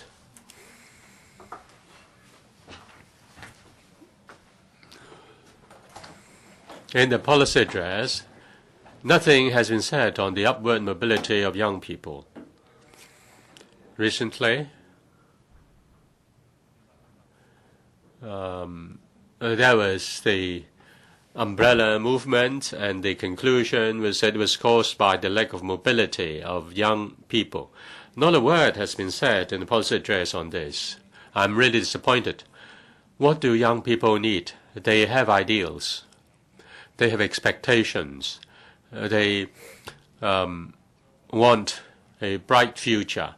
They want to have they want to own a home. They want to have a good career, but nothing has been said in this policy address on how to enable them to have a roof over their heads, how can they be assist in developing a good career. Now, if you want to address the umbrella movement and address the demands of young people, I'm really disappointed as far as this policy address is concerned. Now, this session is on economic development, Mr. President. The development of industries, helping the middle class, helping the SMEs, have not been said in this policy address. Maybe on the 25th of February, in the budget speech, the FS will have proposals on benefits to be given to the SMEs and also the middle class. Let's wait and see. Mr. Gary Fan, the New Democrats oppose Mr. Deputy's motion of thanks. The CE, C.Y. Leung, is in his policy address continues to appease the communists and sell Hong Kong down the river. He distorts and trample underfoot the core values of Hong Kong people ruling Hong Kong. He doesn't understand people's demand for democracy and freedom. He has not introduced any measures to deal with our daily livelihood issues and social conflicts. The New Democrats are of the view that in terms of political development, economic development, and people's livelihood issues, all should be based locally. And Hong Kong people's interests should be put first, instead of just appeasing the communists and relying on the mainland. This will only undermine the governance of Hong Kong and do away with one country, two systems. The economic policies of the policy address put the mainland first, though it pays lip service to facing the international community. The economy relies further on the mainland. The policies are just to assist Hong Kong businessmen to do more business with the mainland instead of basing their business locally. In the policy address, they said that SARG has to work according with the 13th five-year plan and has made proposals to the Beijing government. Five-year plans are the planning for the socialist economy and the development of the mainland economy.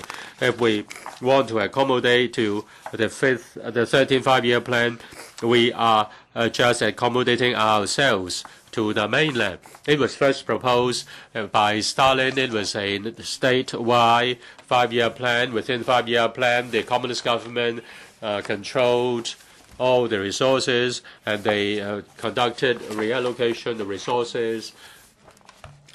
The five-year plans are very different from the capitalist system in Hong Kong. There is an in-principle conflict. Last year, in November 2014, the chief advisor of the CPU, Xiao Xianbo, proposed that Hong Kong should consider anything that might not bring immediate benefit to Hong Kong, but may be beneficial to the country as a whole. And some members asked SARG to make reference to the provinces in the mainland, consider policies supported by Beijing government to draft the five-year plan proposals. Mainland interests are put above local Hong Kong interests. Policy decision, the power of policy decision is handed over to Beijing by the SARG. Article 22 provides very clearly that the Beijing government should not interfere with the affairs administered by the SARG under the Basic Law. Hong Kong should not sacrifice the SARG's powers enshrined in the Basic Law in the interest of the five-year plan. This is an other evidence showing CY Leung is selling the people of Hong Kong out. If CY Leung has to seek advice from Beijing, seek approvals from Beijing before embarking on any policy, then our resources, our wealth will be taken away. What interferes us very much is the IVS system, IVS arrangement, and also multiple entries by mainlanders. In particular, Shenzhen residents who have multiple entry visas will go to Shangshui, Yunlong, Fanling, and they do parallel trading. They buy diapers, they buy Yakult, they buy milk, formula milk, and then they carry it across the border and sell it to the mainlanders. And those shops selling daily goods have become shops for parallel trading. Hong Kong is put under the 1 hour living circle of Shenzhen. Mainlanders who are not parallel goods traders also make use of local resources. They go to our swimming pools, they make use of our libraries and museums. We are squeezed by the mainlanders. This is just to meet the political mission, to fulfill the political mission of CY Leung, who is to merge Hong Kong with Shenzhen. Because of pressure, C.Y. Leung said that he would ask the government to review IVS, and the CDB was responsible for conducting an assessment on Hong Kong's capacity to receive tourists. The assessment was completed last year, but all these were not mentioned in the policy address. As for the coverage on tourism, it only reiterates the increase of hotels and tourism facilities. Whether there should be a cap on IVS, whether there should be cancellation of multiple entry visas for mainlanders, not a single word has been said on this. Is there any lack of continuity in government policy, or the so-called study or review or assessment is anything but a sham? It's only delaying tactics to ward off dissatisfaction in the community. Tourism industry is developing with the inclination northwards and try to test our capability to tolerate this. The tourism industry relies too much on mainland visitors, and we are therefore tied to the ups and downs of the mainland economy. According to the TB, for visitors staying overnight, the expenditure per capita had a drop for the first time in 10 years. And then the chairman of TP asked for more IVS visitors. That's putting the cart before the horse. In 2003, introduction of IVS, the per capita income was driven by the purchase of luxury goods by mainland visitors. In 2014, among 60 million visitors, 78% were mainland visitors. That is unwealthy. If the economy of the mainland goes down, Hong Kong's tourism industry will be gravely undermined. We need to explore more markets, more source markets. We need to have more plurality in our tourism industry, including eco-tourism.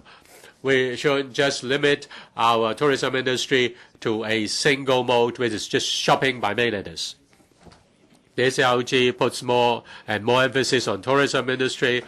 Our economy in the past was lopsided and based on financial services and also on real estate, and now is moving towards tourism. In fact, that is the degradation of our job qualities. Young people engaging in retails declined from it rose from 23.6% in 2003 to 34% in 2014. But for young people being managers or professionals, the number rose in 10 years' time from 21.4% to 22.9%, a meager increase of 1.5% over 10 years from 2001 to 2011. Those who have received university education can only engage in retail sales and service industry, which attract a very low salary. Hong Kong has been putting too much emphasis on financial services and real estate sector. Young people of generations have lose opportunities of having a good career.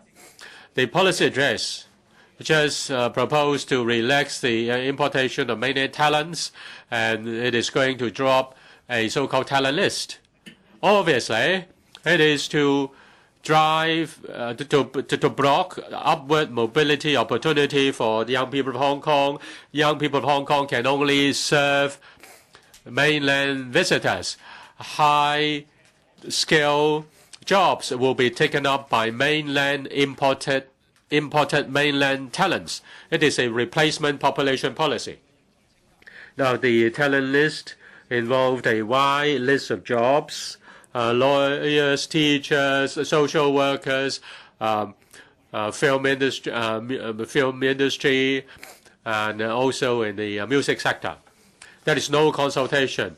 And the jobs, in fact, are not short of local talent. Say, for example, in the film music industry sector, there are many good talents in Hong Kong.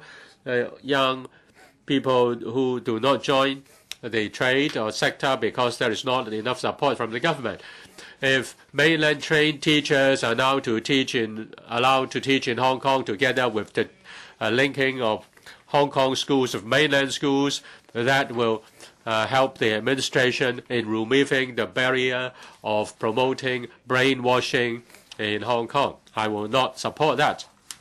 With regard to the study on the capability of accepting mainlanders, the multiple entry visa arrangement and IVS have increased the burden on our on our railway network. The administration has not faced up to that. The Secretary for Commerce and Economic Development, who being the board member of the MTRC, did not exercise did not discharge his duties and require the MTRC to step up management. All the MTR projects have delayed and have resulted in cost escalation, and the service performance of the MTRC also declined.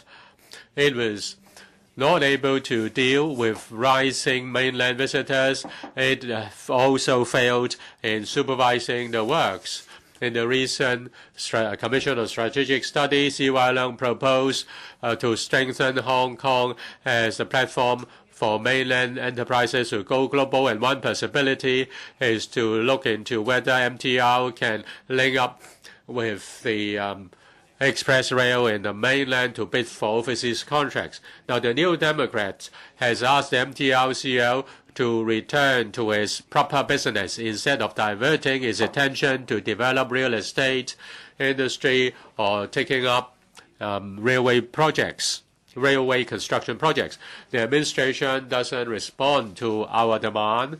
It even requires our local public utility companies to be the stepping stone for mainland companies going global. It ignores the capacity of the MTRC. He appeased the communists and he sells Hong Kong down the river. As for the development of innovation and technology, the support given by the government is also not adequate.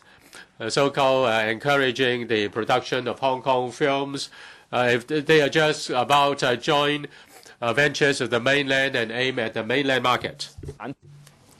And they're trying to reduce the importance of local film industry. In the 1990s, we did hit a bad patch. In 2006, we had 1.62%, and in 1998 there was a pretty famous local production in Taiwan, and Taiwanese film production became popular again. The recent productions like You're the Apple of My Eye, they are local production. They're not blockbusters like the Hollywood movies.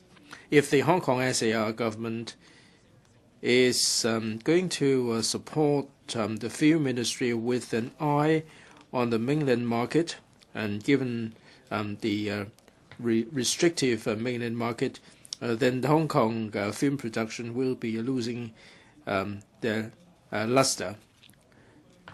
Mr. Deputy, the CTU conducted a survey which shows that of 10 Beijingese who are working in Hong Kong, a lot of them expressed concerns about the democracy being suppressed. They are of the view that if Hong Kong cannot maintain its advantages, they will be considering leaving Hong Kong. Mr. Deputy, I think what the foreign interests are concerned about is democratic development. It is CY Leung who is currying favor with Beijing that is undermining Hong Kong. The New Democrats feel that if we turn Hong Kong into a city which becomes like China, then we'll be losing our advantages and we will be losing our cosmopolitan status. And we will be degenerating into a second-tier city, one of the second-tier cities in the mainland of China. In the policy address, there is no undertaking to secure true democracy, true universal suffrage for the chief executive in Hong Kong. Rather, it splurges on the media advertisement and urge people to pocket this fake democracy, and the government or the chief executive criticized the undergrad, the Hong Kong University publication. I did say that C.Y. Leung is acting like a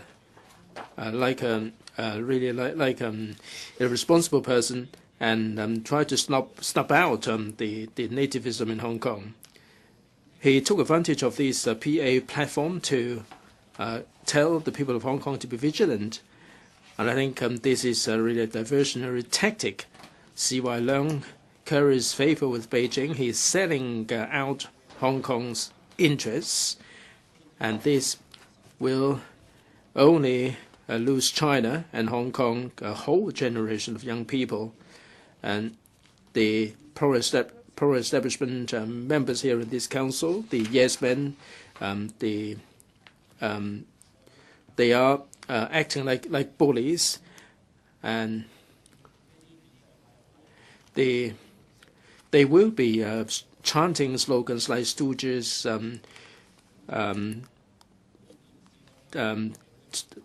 lackeys and so on. They fail to critically reveal the deep-seated conflicts in Hong Kong. They're not doing anything to help the economic and constitutional development in Hong Kong. So, Mr. Deputy, I'm against this motion of thanks. With these words, I conclude my speech.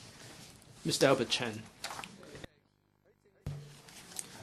Mr. Deputy, before I rise to speak on the policy address, I'd like to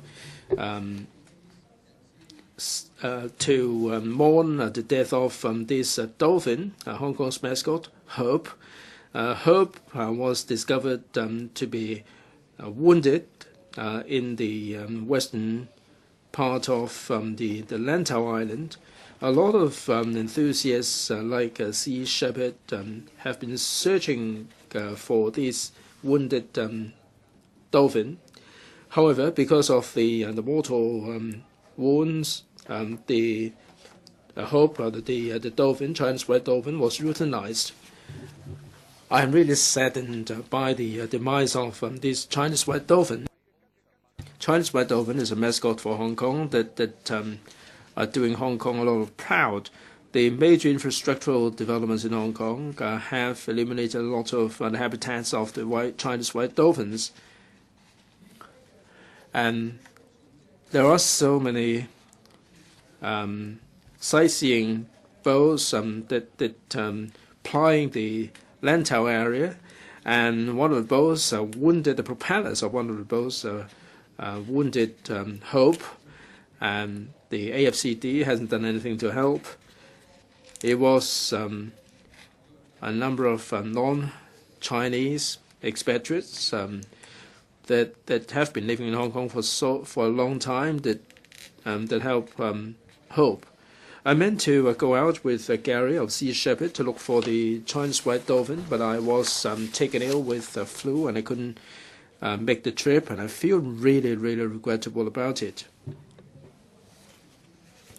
I realized that Hope was found and handed over to the Ocean Park, but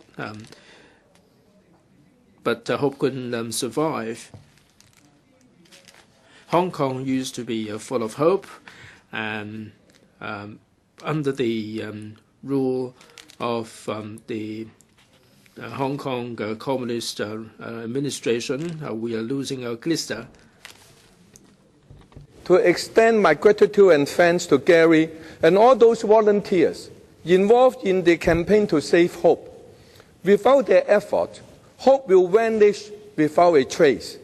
It is their effort that arose public awareness and media attention on hope.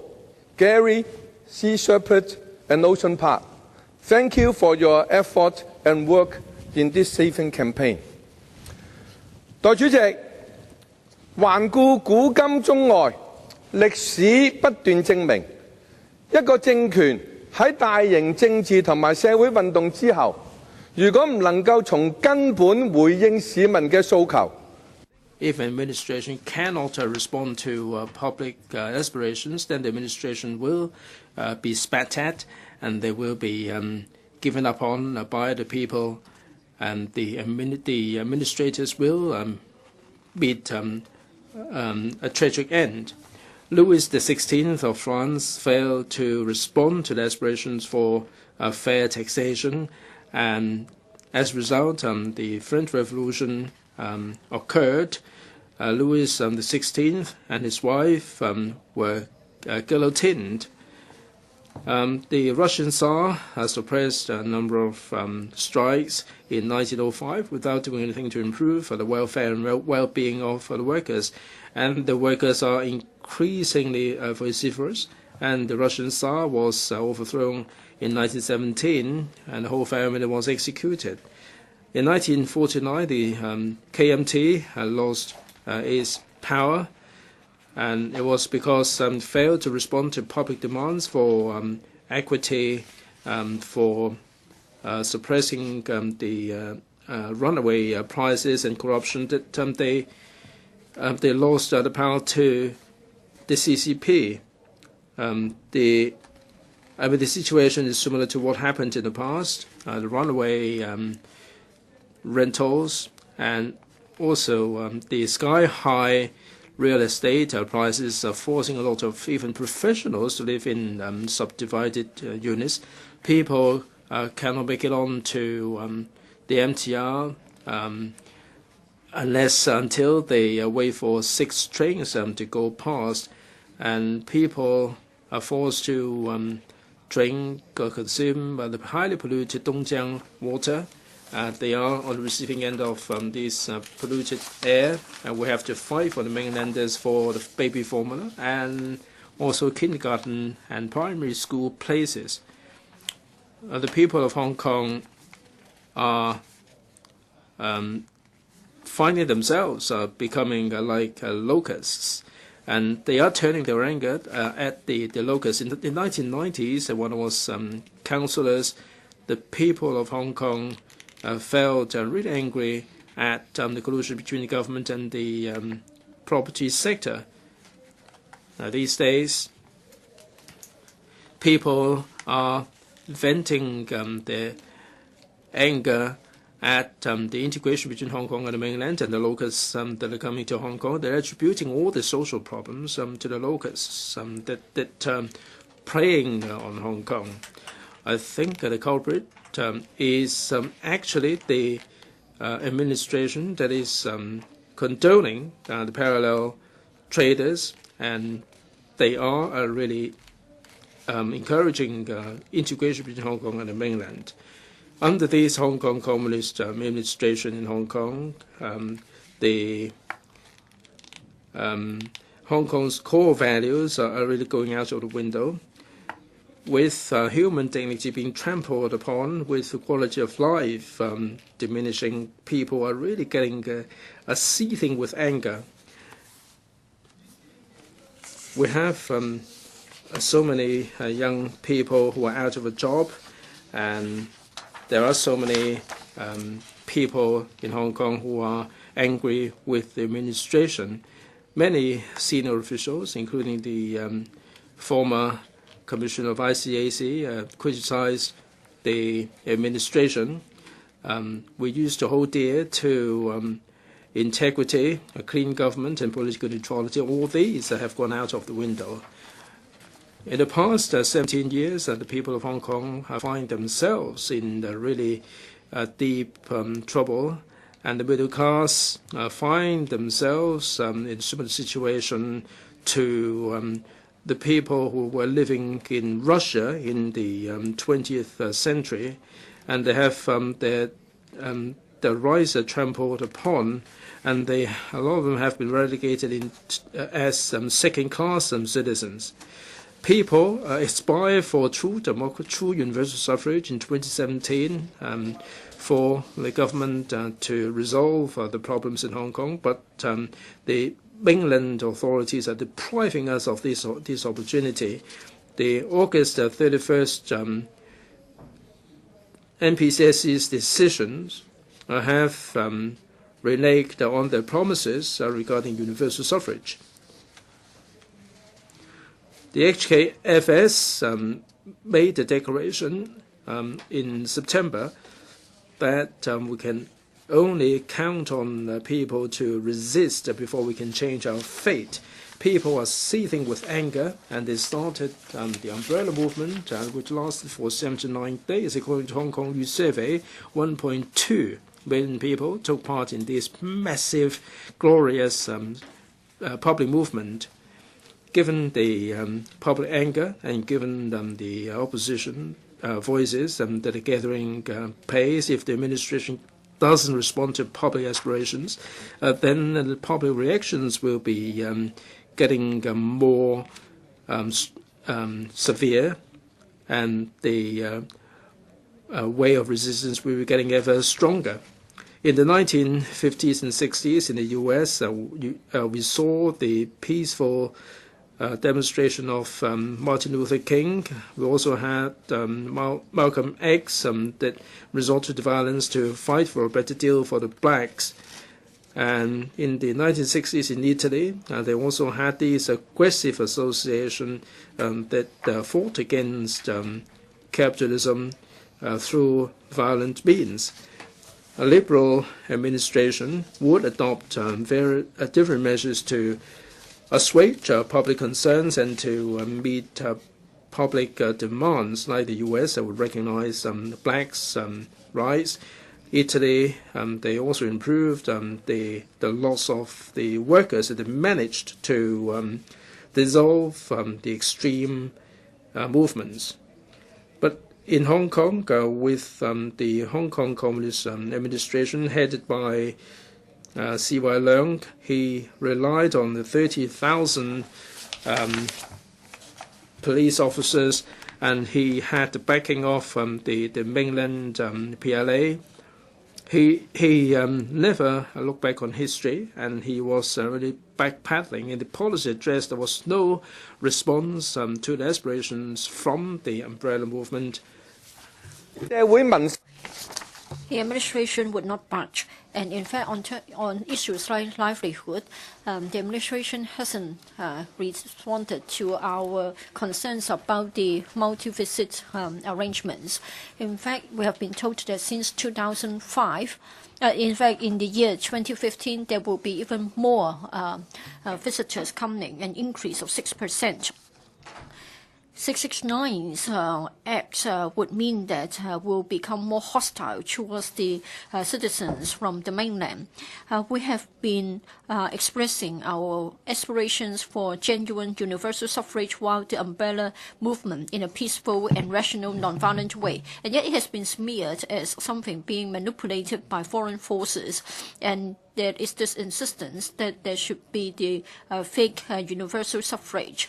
When the Hong Kong youth students try to study the question of Hong Kong people ruling Hong Kong and the core values of Hong Kong via their publications and their magazines undergrad, the Communist Hong Kong regime criticized the publications via the policy address. People Power have submitted a paper. We want to have the stepping down of the government, genuine universal suffrage, eradication of poverty, improving the environment, and have policies that should be in line with the local interests. This proposal runs to 75 pages with over 56,000 words. We hope that the administration, with civic nomination for the CE candidates, we should get back the land from for military use, so as to build houses. We should develop fisheries and agriculture. We should have high value-added industries, and every citizen should be given $10,000, and we should have the say over which millionaire can come to Hong Kong, and there should be universal retirement protection. But then Wai Leung has turned a deaf ear to our proposals. We have to emphasize that when we develop our society and our economy, we should base on the local features. If we always rely on the mercies of the mainland, then we'll become an annex to the mainland economy. Now, take Singapore as an example. It hasn't got any support from the mainland economy, and yet its GDP has already exceeded Hong Kong's GDP. If we really want to have Hong Kong people in Hong Kong, other than practicing democracy in politics, we also have our economy developed in a way that takes into account local features. But then Wai Leung would still want to have further integration between mainland and Hong Kong. In other words, the red capitalists will have further control of Hong Kong's economy. We have to understand that the rulers are very worried about the expression of views from the citizens. Even in the feudal times, this was known to the rulers. I think the rulers have to respond to the voices of anger of the public. Otherwise, the sentiments would only escalate, and the tactics deployed would be even more radical. Some will even resort to violence so as to put up a fight against the authoritarian rule. Just now, I referred to the case of the USA and the movement of the black people. I've also talked about the Red Army in Italy. They resorted to assassination so as to get back their power. The people power would still insist that we should be non-violent, but we have to warn the Hong Kong communist regime that please don't think that you have the support of the corrupt police and you have the backup of the People's Liberation Army, and then you can do whatever you want and you can suppress the voices of dissent, and you think that you can threaten us. You think that white terror can force us to give up our insistence to have respect and freedom and democracy. But in fact, the people would not be put off, and in fact, they will overwhelm the ruler. Well, history has told us that when there is the awakening of the people, then there is no way that you can force it back. And if the government still thinks that they can rule Hong Kong using the model practiced in Tibet and Xinjiang, then one country, two systems will only be buried under the suppression. And then Hong Kong will be forced to go down the route of independence. And then it will become underground, it will become violent. In fact, the umbrella movement has already sounded a warning note. And in fact, the anger is ready to go ahead. And then the regime would only disappear. Now, for the umbrella movement, yes, the site has been cleared, and the year of the goat will soon come in a week or so's time. I want to take this opportunity to hold up the umbrella from the umbrella movement. We have to cheer up the movement. We support the movement. I'm not the only one. We all have our aspirations. We all have our ideals. For the Chinese New Year, well, my office has prepared 2 spring couplets. I would like to have genuine universal suffrage. And then this one, I'm grateful to the designer for allowing us to use his design. So I've used gold as the color of this spring couplet. Again, there is this umbrella, and we have this aspiration that is genuine universal suffrage. We want to defeat the Hong Kong Communist administration, defeat Wai Leung, and I would like to get back our basic rights.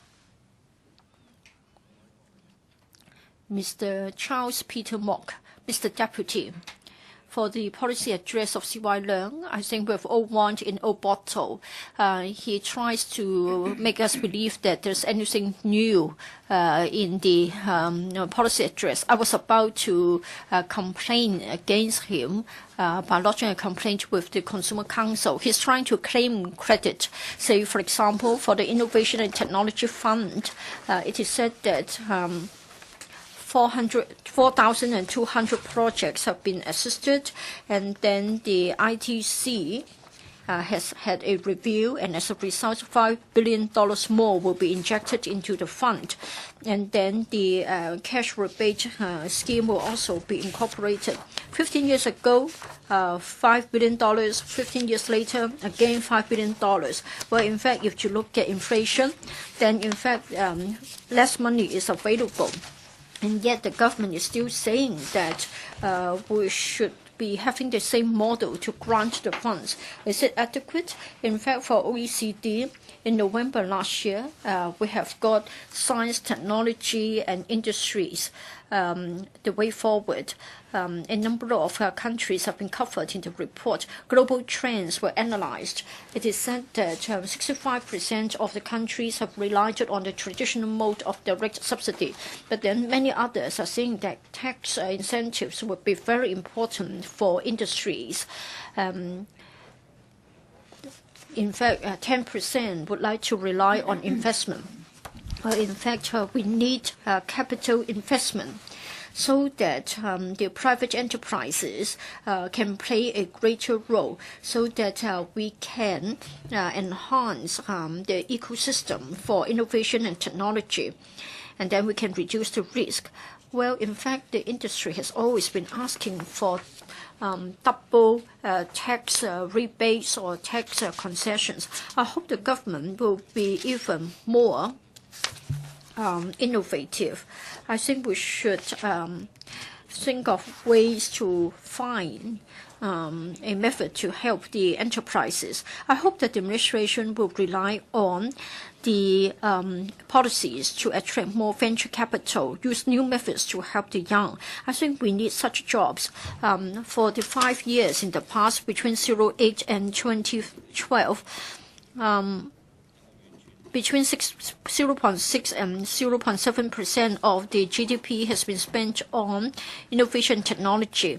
We have been trying to help, but it seems that it is not very effective. So it's time for us to think of new ways to drive innovation and technology. We have a youth fund running to $300 million. It is said that we should work through the government so as to help the young to start their business. Well, I don't know whether it is part of our economic policies or whether it should be regarded as youth work. Well, in fact, when you want to start a business, I think the most difficult point is lack of capital. So I doubt very much the Youth Development Fund will work. We have got many similar funds. They are not under the HAB, but then they are under the CEDB, and we have got a lot of similar funds. For the Youth Development Fund, when compared with other when compared with other initiatives to help the young to start a business, I don't know whether it will be fragmented and whether it is a matter of overlapping. And in terms of use of public money, I doubt very much whether Youth Development Fund will become a facility to lend money to the young. Yes, you may help them in the initial stage, but at the end of the day, you need to have the right atmosphere. You must have the right environment, and then we can rely on the opportunities and make use of our advantages. Well, this one is getting simpler and simpler, and it is getting briefer and briefer. It is disappointing. Well, for the ITF, there will be $5 billion more, and then the Hong Kong Science and Technology Parks will be given a review. And then another thing is the project which has been delayed for 10 years, and it's about broadcasting and communications. And perhaps we should also talk about the renewal of license for ATV. It should have been something more like a breakthrough, but then it should have been done last year. Even if it has been included, it cannot be regarded as something new. And then for the other points made here, we've been told about making preparations for finding land for data center, but then this is lacking. Therefore, the policy address is most disappointing. I think the two members who spoke first have been fair. Just now, Deputy Chair, you said that we would like to get more on initiatives to drive our economy, to improve our livelihood. Even you yourself has said that we haven't got much in this regard. On the other hand, DAB's chair, Tam Yiu-chung, has praised the CE. I don't know whether they have got an alternative policy address which is better than ours. Now, we have been told that the Innovation and Technology Bureau should be set up. I support the idea, and 14th of February will be the deadline. I support this because for 10 years there has been a mismatch as far as the government secretariat structure is concerned. But I'm afraid that the timing is wrong. In the year 2002, we used to have the Bureau on Innovation, Technology and Broadcasting.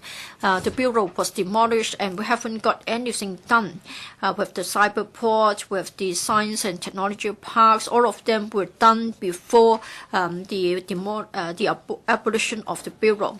So we can feel for ourselves. In fact, we know that with a policy bureau, there will be concrete results. For the past decade or so, we haven't made any progress. In fact, we have lagged behind. Whenever we confronted the government for anything new, we have always been let down. Say, for example, we've been told that please trust us. When we get a director bureau, then something will be done. I think the government must have some ideas. Why can't we be told more? Mr. Deputy, I'm afraid that for the coming 3 days, I'm afraid that we may have to include the 4th day when we have the FC meeting. We'll just be getting the same repetitive criticisms and comments. And then the only message left is that we should no longer be voting for the same old camp of people. Is it good for Hong Kong? And getting the votes, would it be more important than developing our economy? The future will be for those who get themselves ready. I think we are accountable to the future generation. So I speak, Mr. Deputy. Ms. Alice Mack. Thank you, Mr. Deputy. Mr. Deputy, I studied secondary school in Kwok-hing district. That's 10 odd years ago. At that time, the logistics industry of Hong Kong was developing most rapidly. When I was in secondary school, I wrote an article during an essay competition on the relationship between the container port and Kwok-hing. I described how prosperous the container port was, the container terminal was, how many jobs were created, and how it benefited the development of Kwok-hing. But after 10 odd years, when I look at Hong Kong's container industry, transport industry, and logistics industry, what development had we made? In the past 2 policy addresses, transportation at sea and at land was mentioned. In paragraph 29, it said that there's a consultancy study on Hong Kong as a shipping hub. And that study was completed, and it's proposed that an authority be set up. The specific functions, financial arrangements would be formulated, and the industries would be consulted, and the legislative process would start as soon as possible. And in the policy agenda this year, it said that we should have a new organization on shipping for long-term development and to map out the specific composition and financial arrangements for the authority. There would be consultation as well as preparation. There is this expression of rephrasing in essay writing. In this year's policy agenda, the CE was only rephrasing what he said last year, as if he had already done it. It said that the government will support the logistics industry, but not that much has been done. It seems that every year the government are making a few remarks on that. For example, brownfield site development that had been dragged on and we don't see anything. And what about our policy on the logistics industry? It said that in Chengyi a few sites would be used for high value-added logistics operations. If you ask members of the traditional logistics trade what high value-added is, they won't be able to tell you. In Tongchong, we're going to have a training school, but in actual fact, what talents have been trained, we don't yet know.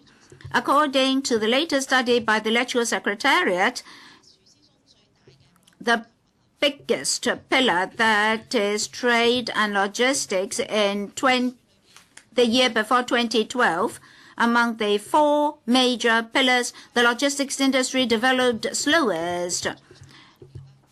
Wholesale, retail, express, mail, etc., are covered by the logistics industry. But the development has been the slowest. We only have 760,000 employees, and the pace was 57% only. 91%, 105%, and 161% were the growth rate of the other pillars of our economy. Now we can see that all along the administration lacks policies on the development of the logistics industry. The FTU has a logistics committee. We attach importance to the development of logistics industries in Hong Kong because the industry employs a lot of employees and have been contributing a great deal to our economy. We studied Siu Ho Wan on Lantau as a logistics park. And then when we study the reclamation at Sunny Bay and Siu Ho Wan, we would like the government to have long-term logistics policies and as soon as possible start with personnel training. We believe that only by doing these jobs well, we can cope with the completion of the Hong Kong-Zhuhai Macau Bridge, the 3rd runway of the airport, as well as the development of the logistics industry and to grasp opportunities. The FTU has always been in support of the logistics industry. 62 hectares of land in Hong Shoi-kyu new development area will be retained for logistics and 50,000 jobs will be created. We immediately asked the government department concerned what the development would be and do we really get 50,000 jobs. Well, we don't yet know the development of Hong Shoi-kyu.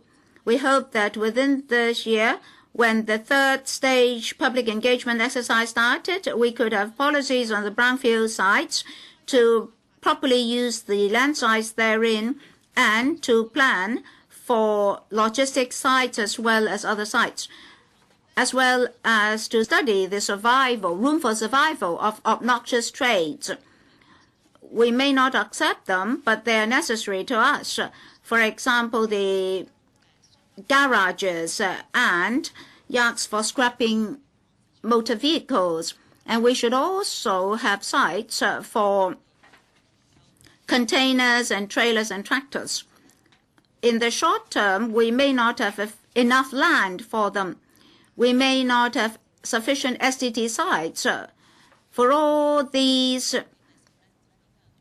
articles under the logistics industry, for example, the empty containers and tractors and trailers. Now let me turn to another issue. Recently, I helped with the tenancy disputes at Tam Kon Shan shipyards. For several decades, the development of these shipyards indicates that for the logistics industry and the ship repair industry, we got little support from the administration. For those underway and those planned for the future, the infrastructure projects are on the sea, like Hong Kong-Macau-Zhuhai Bridge, Chek Lap Kok Tuen Mun Link Road, and the artificial islands in the central waters and the third runway. In the next decade or so, many projects will be on sea. Workers, machinery and plant have to be transported by, say, barges and all sorts of vessels. Huge tasks would be involved, and wear and tear would be huge for these marine vessels, and frequent repair would be necessary. Otherwise, the progress of our projects will be affected. What about these dredging vessels, barges, etc., etc.? We now have very little shipyards left except those on Cheng-yi. For these shipyards on Cheng-yi, because of recent infrastructure projects, they met with new opportunities. In the 1990s, because of Cheng-yi Northwest Park, they were relocated. But that's not the real reason. It's because of policy errors on the part of the government. And these workers were planned to live just by the side of the shipyards, and that was used as an excuse to relocate the shipyards. So they were in a trough previously. So for ship repair, etc., the demands have dwindled. And now, after those difficulties, they have a better situation. And hundreds of ship repairing workers now have jobs. But the 15-year tenancies are coming to an end. And when they negotiated for renewal, they are given unrealistic conditions. For example, they're asked to complete certain tasks by a certain target, otherwise they won't have a renewal. I don't know whether you understand how these shipyards operate. If you ask them to stop their operations, they won't have anything for their livelihood, and they spend a great deal of time and effort on building their shipyards. If they are to operate on those unrealistic conditions, they at least have to stop operation for 4 years. And during those 4 years, we'll see a lot of towboats, barges that had broken down, and they didn't know where to be repaired. We know that in Cheng-yi there are 2 wharfs for big vessels, but not for small vessels. So if the Lands Department does not think of the needs of these shipyards and just impose unrealistic conditions, the ship repairing industry of Hong Kong will further dwindle or even vanish. Therefore, I very much hope that the government can follow up on ship repairing contracts, use of brownfield sites for empty containers and trailers and tractors, etc. The government does not have a holistic policy. The government only implement makeshift measures. Oh, if they have no storage areas for the empty containers, just find a short-term site for them. And then when it comes to renewal, the Lands Department put forth very unrealistic conditions. So within the logistics industry, which is one of our economic pillars, if the industry is to develop, the government must have holistic strategies. We must not just have makeshift measures. I really am reminiscent of the time when I was studying in secondary school, when we had a very prosperous container trade and logistics industry. Thank you. Ms. Claudia Mo? Well, what is this motion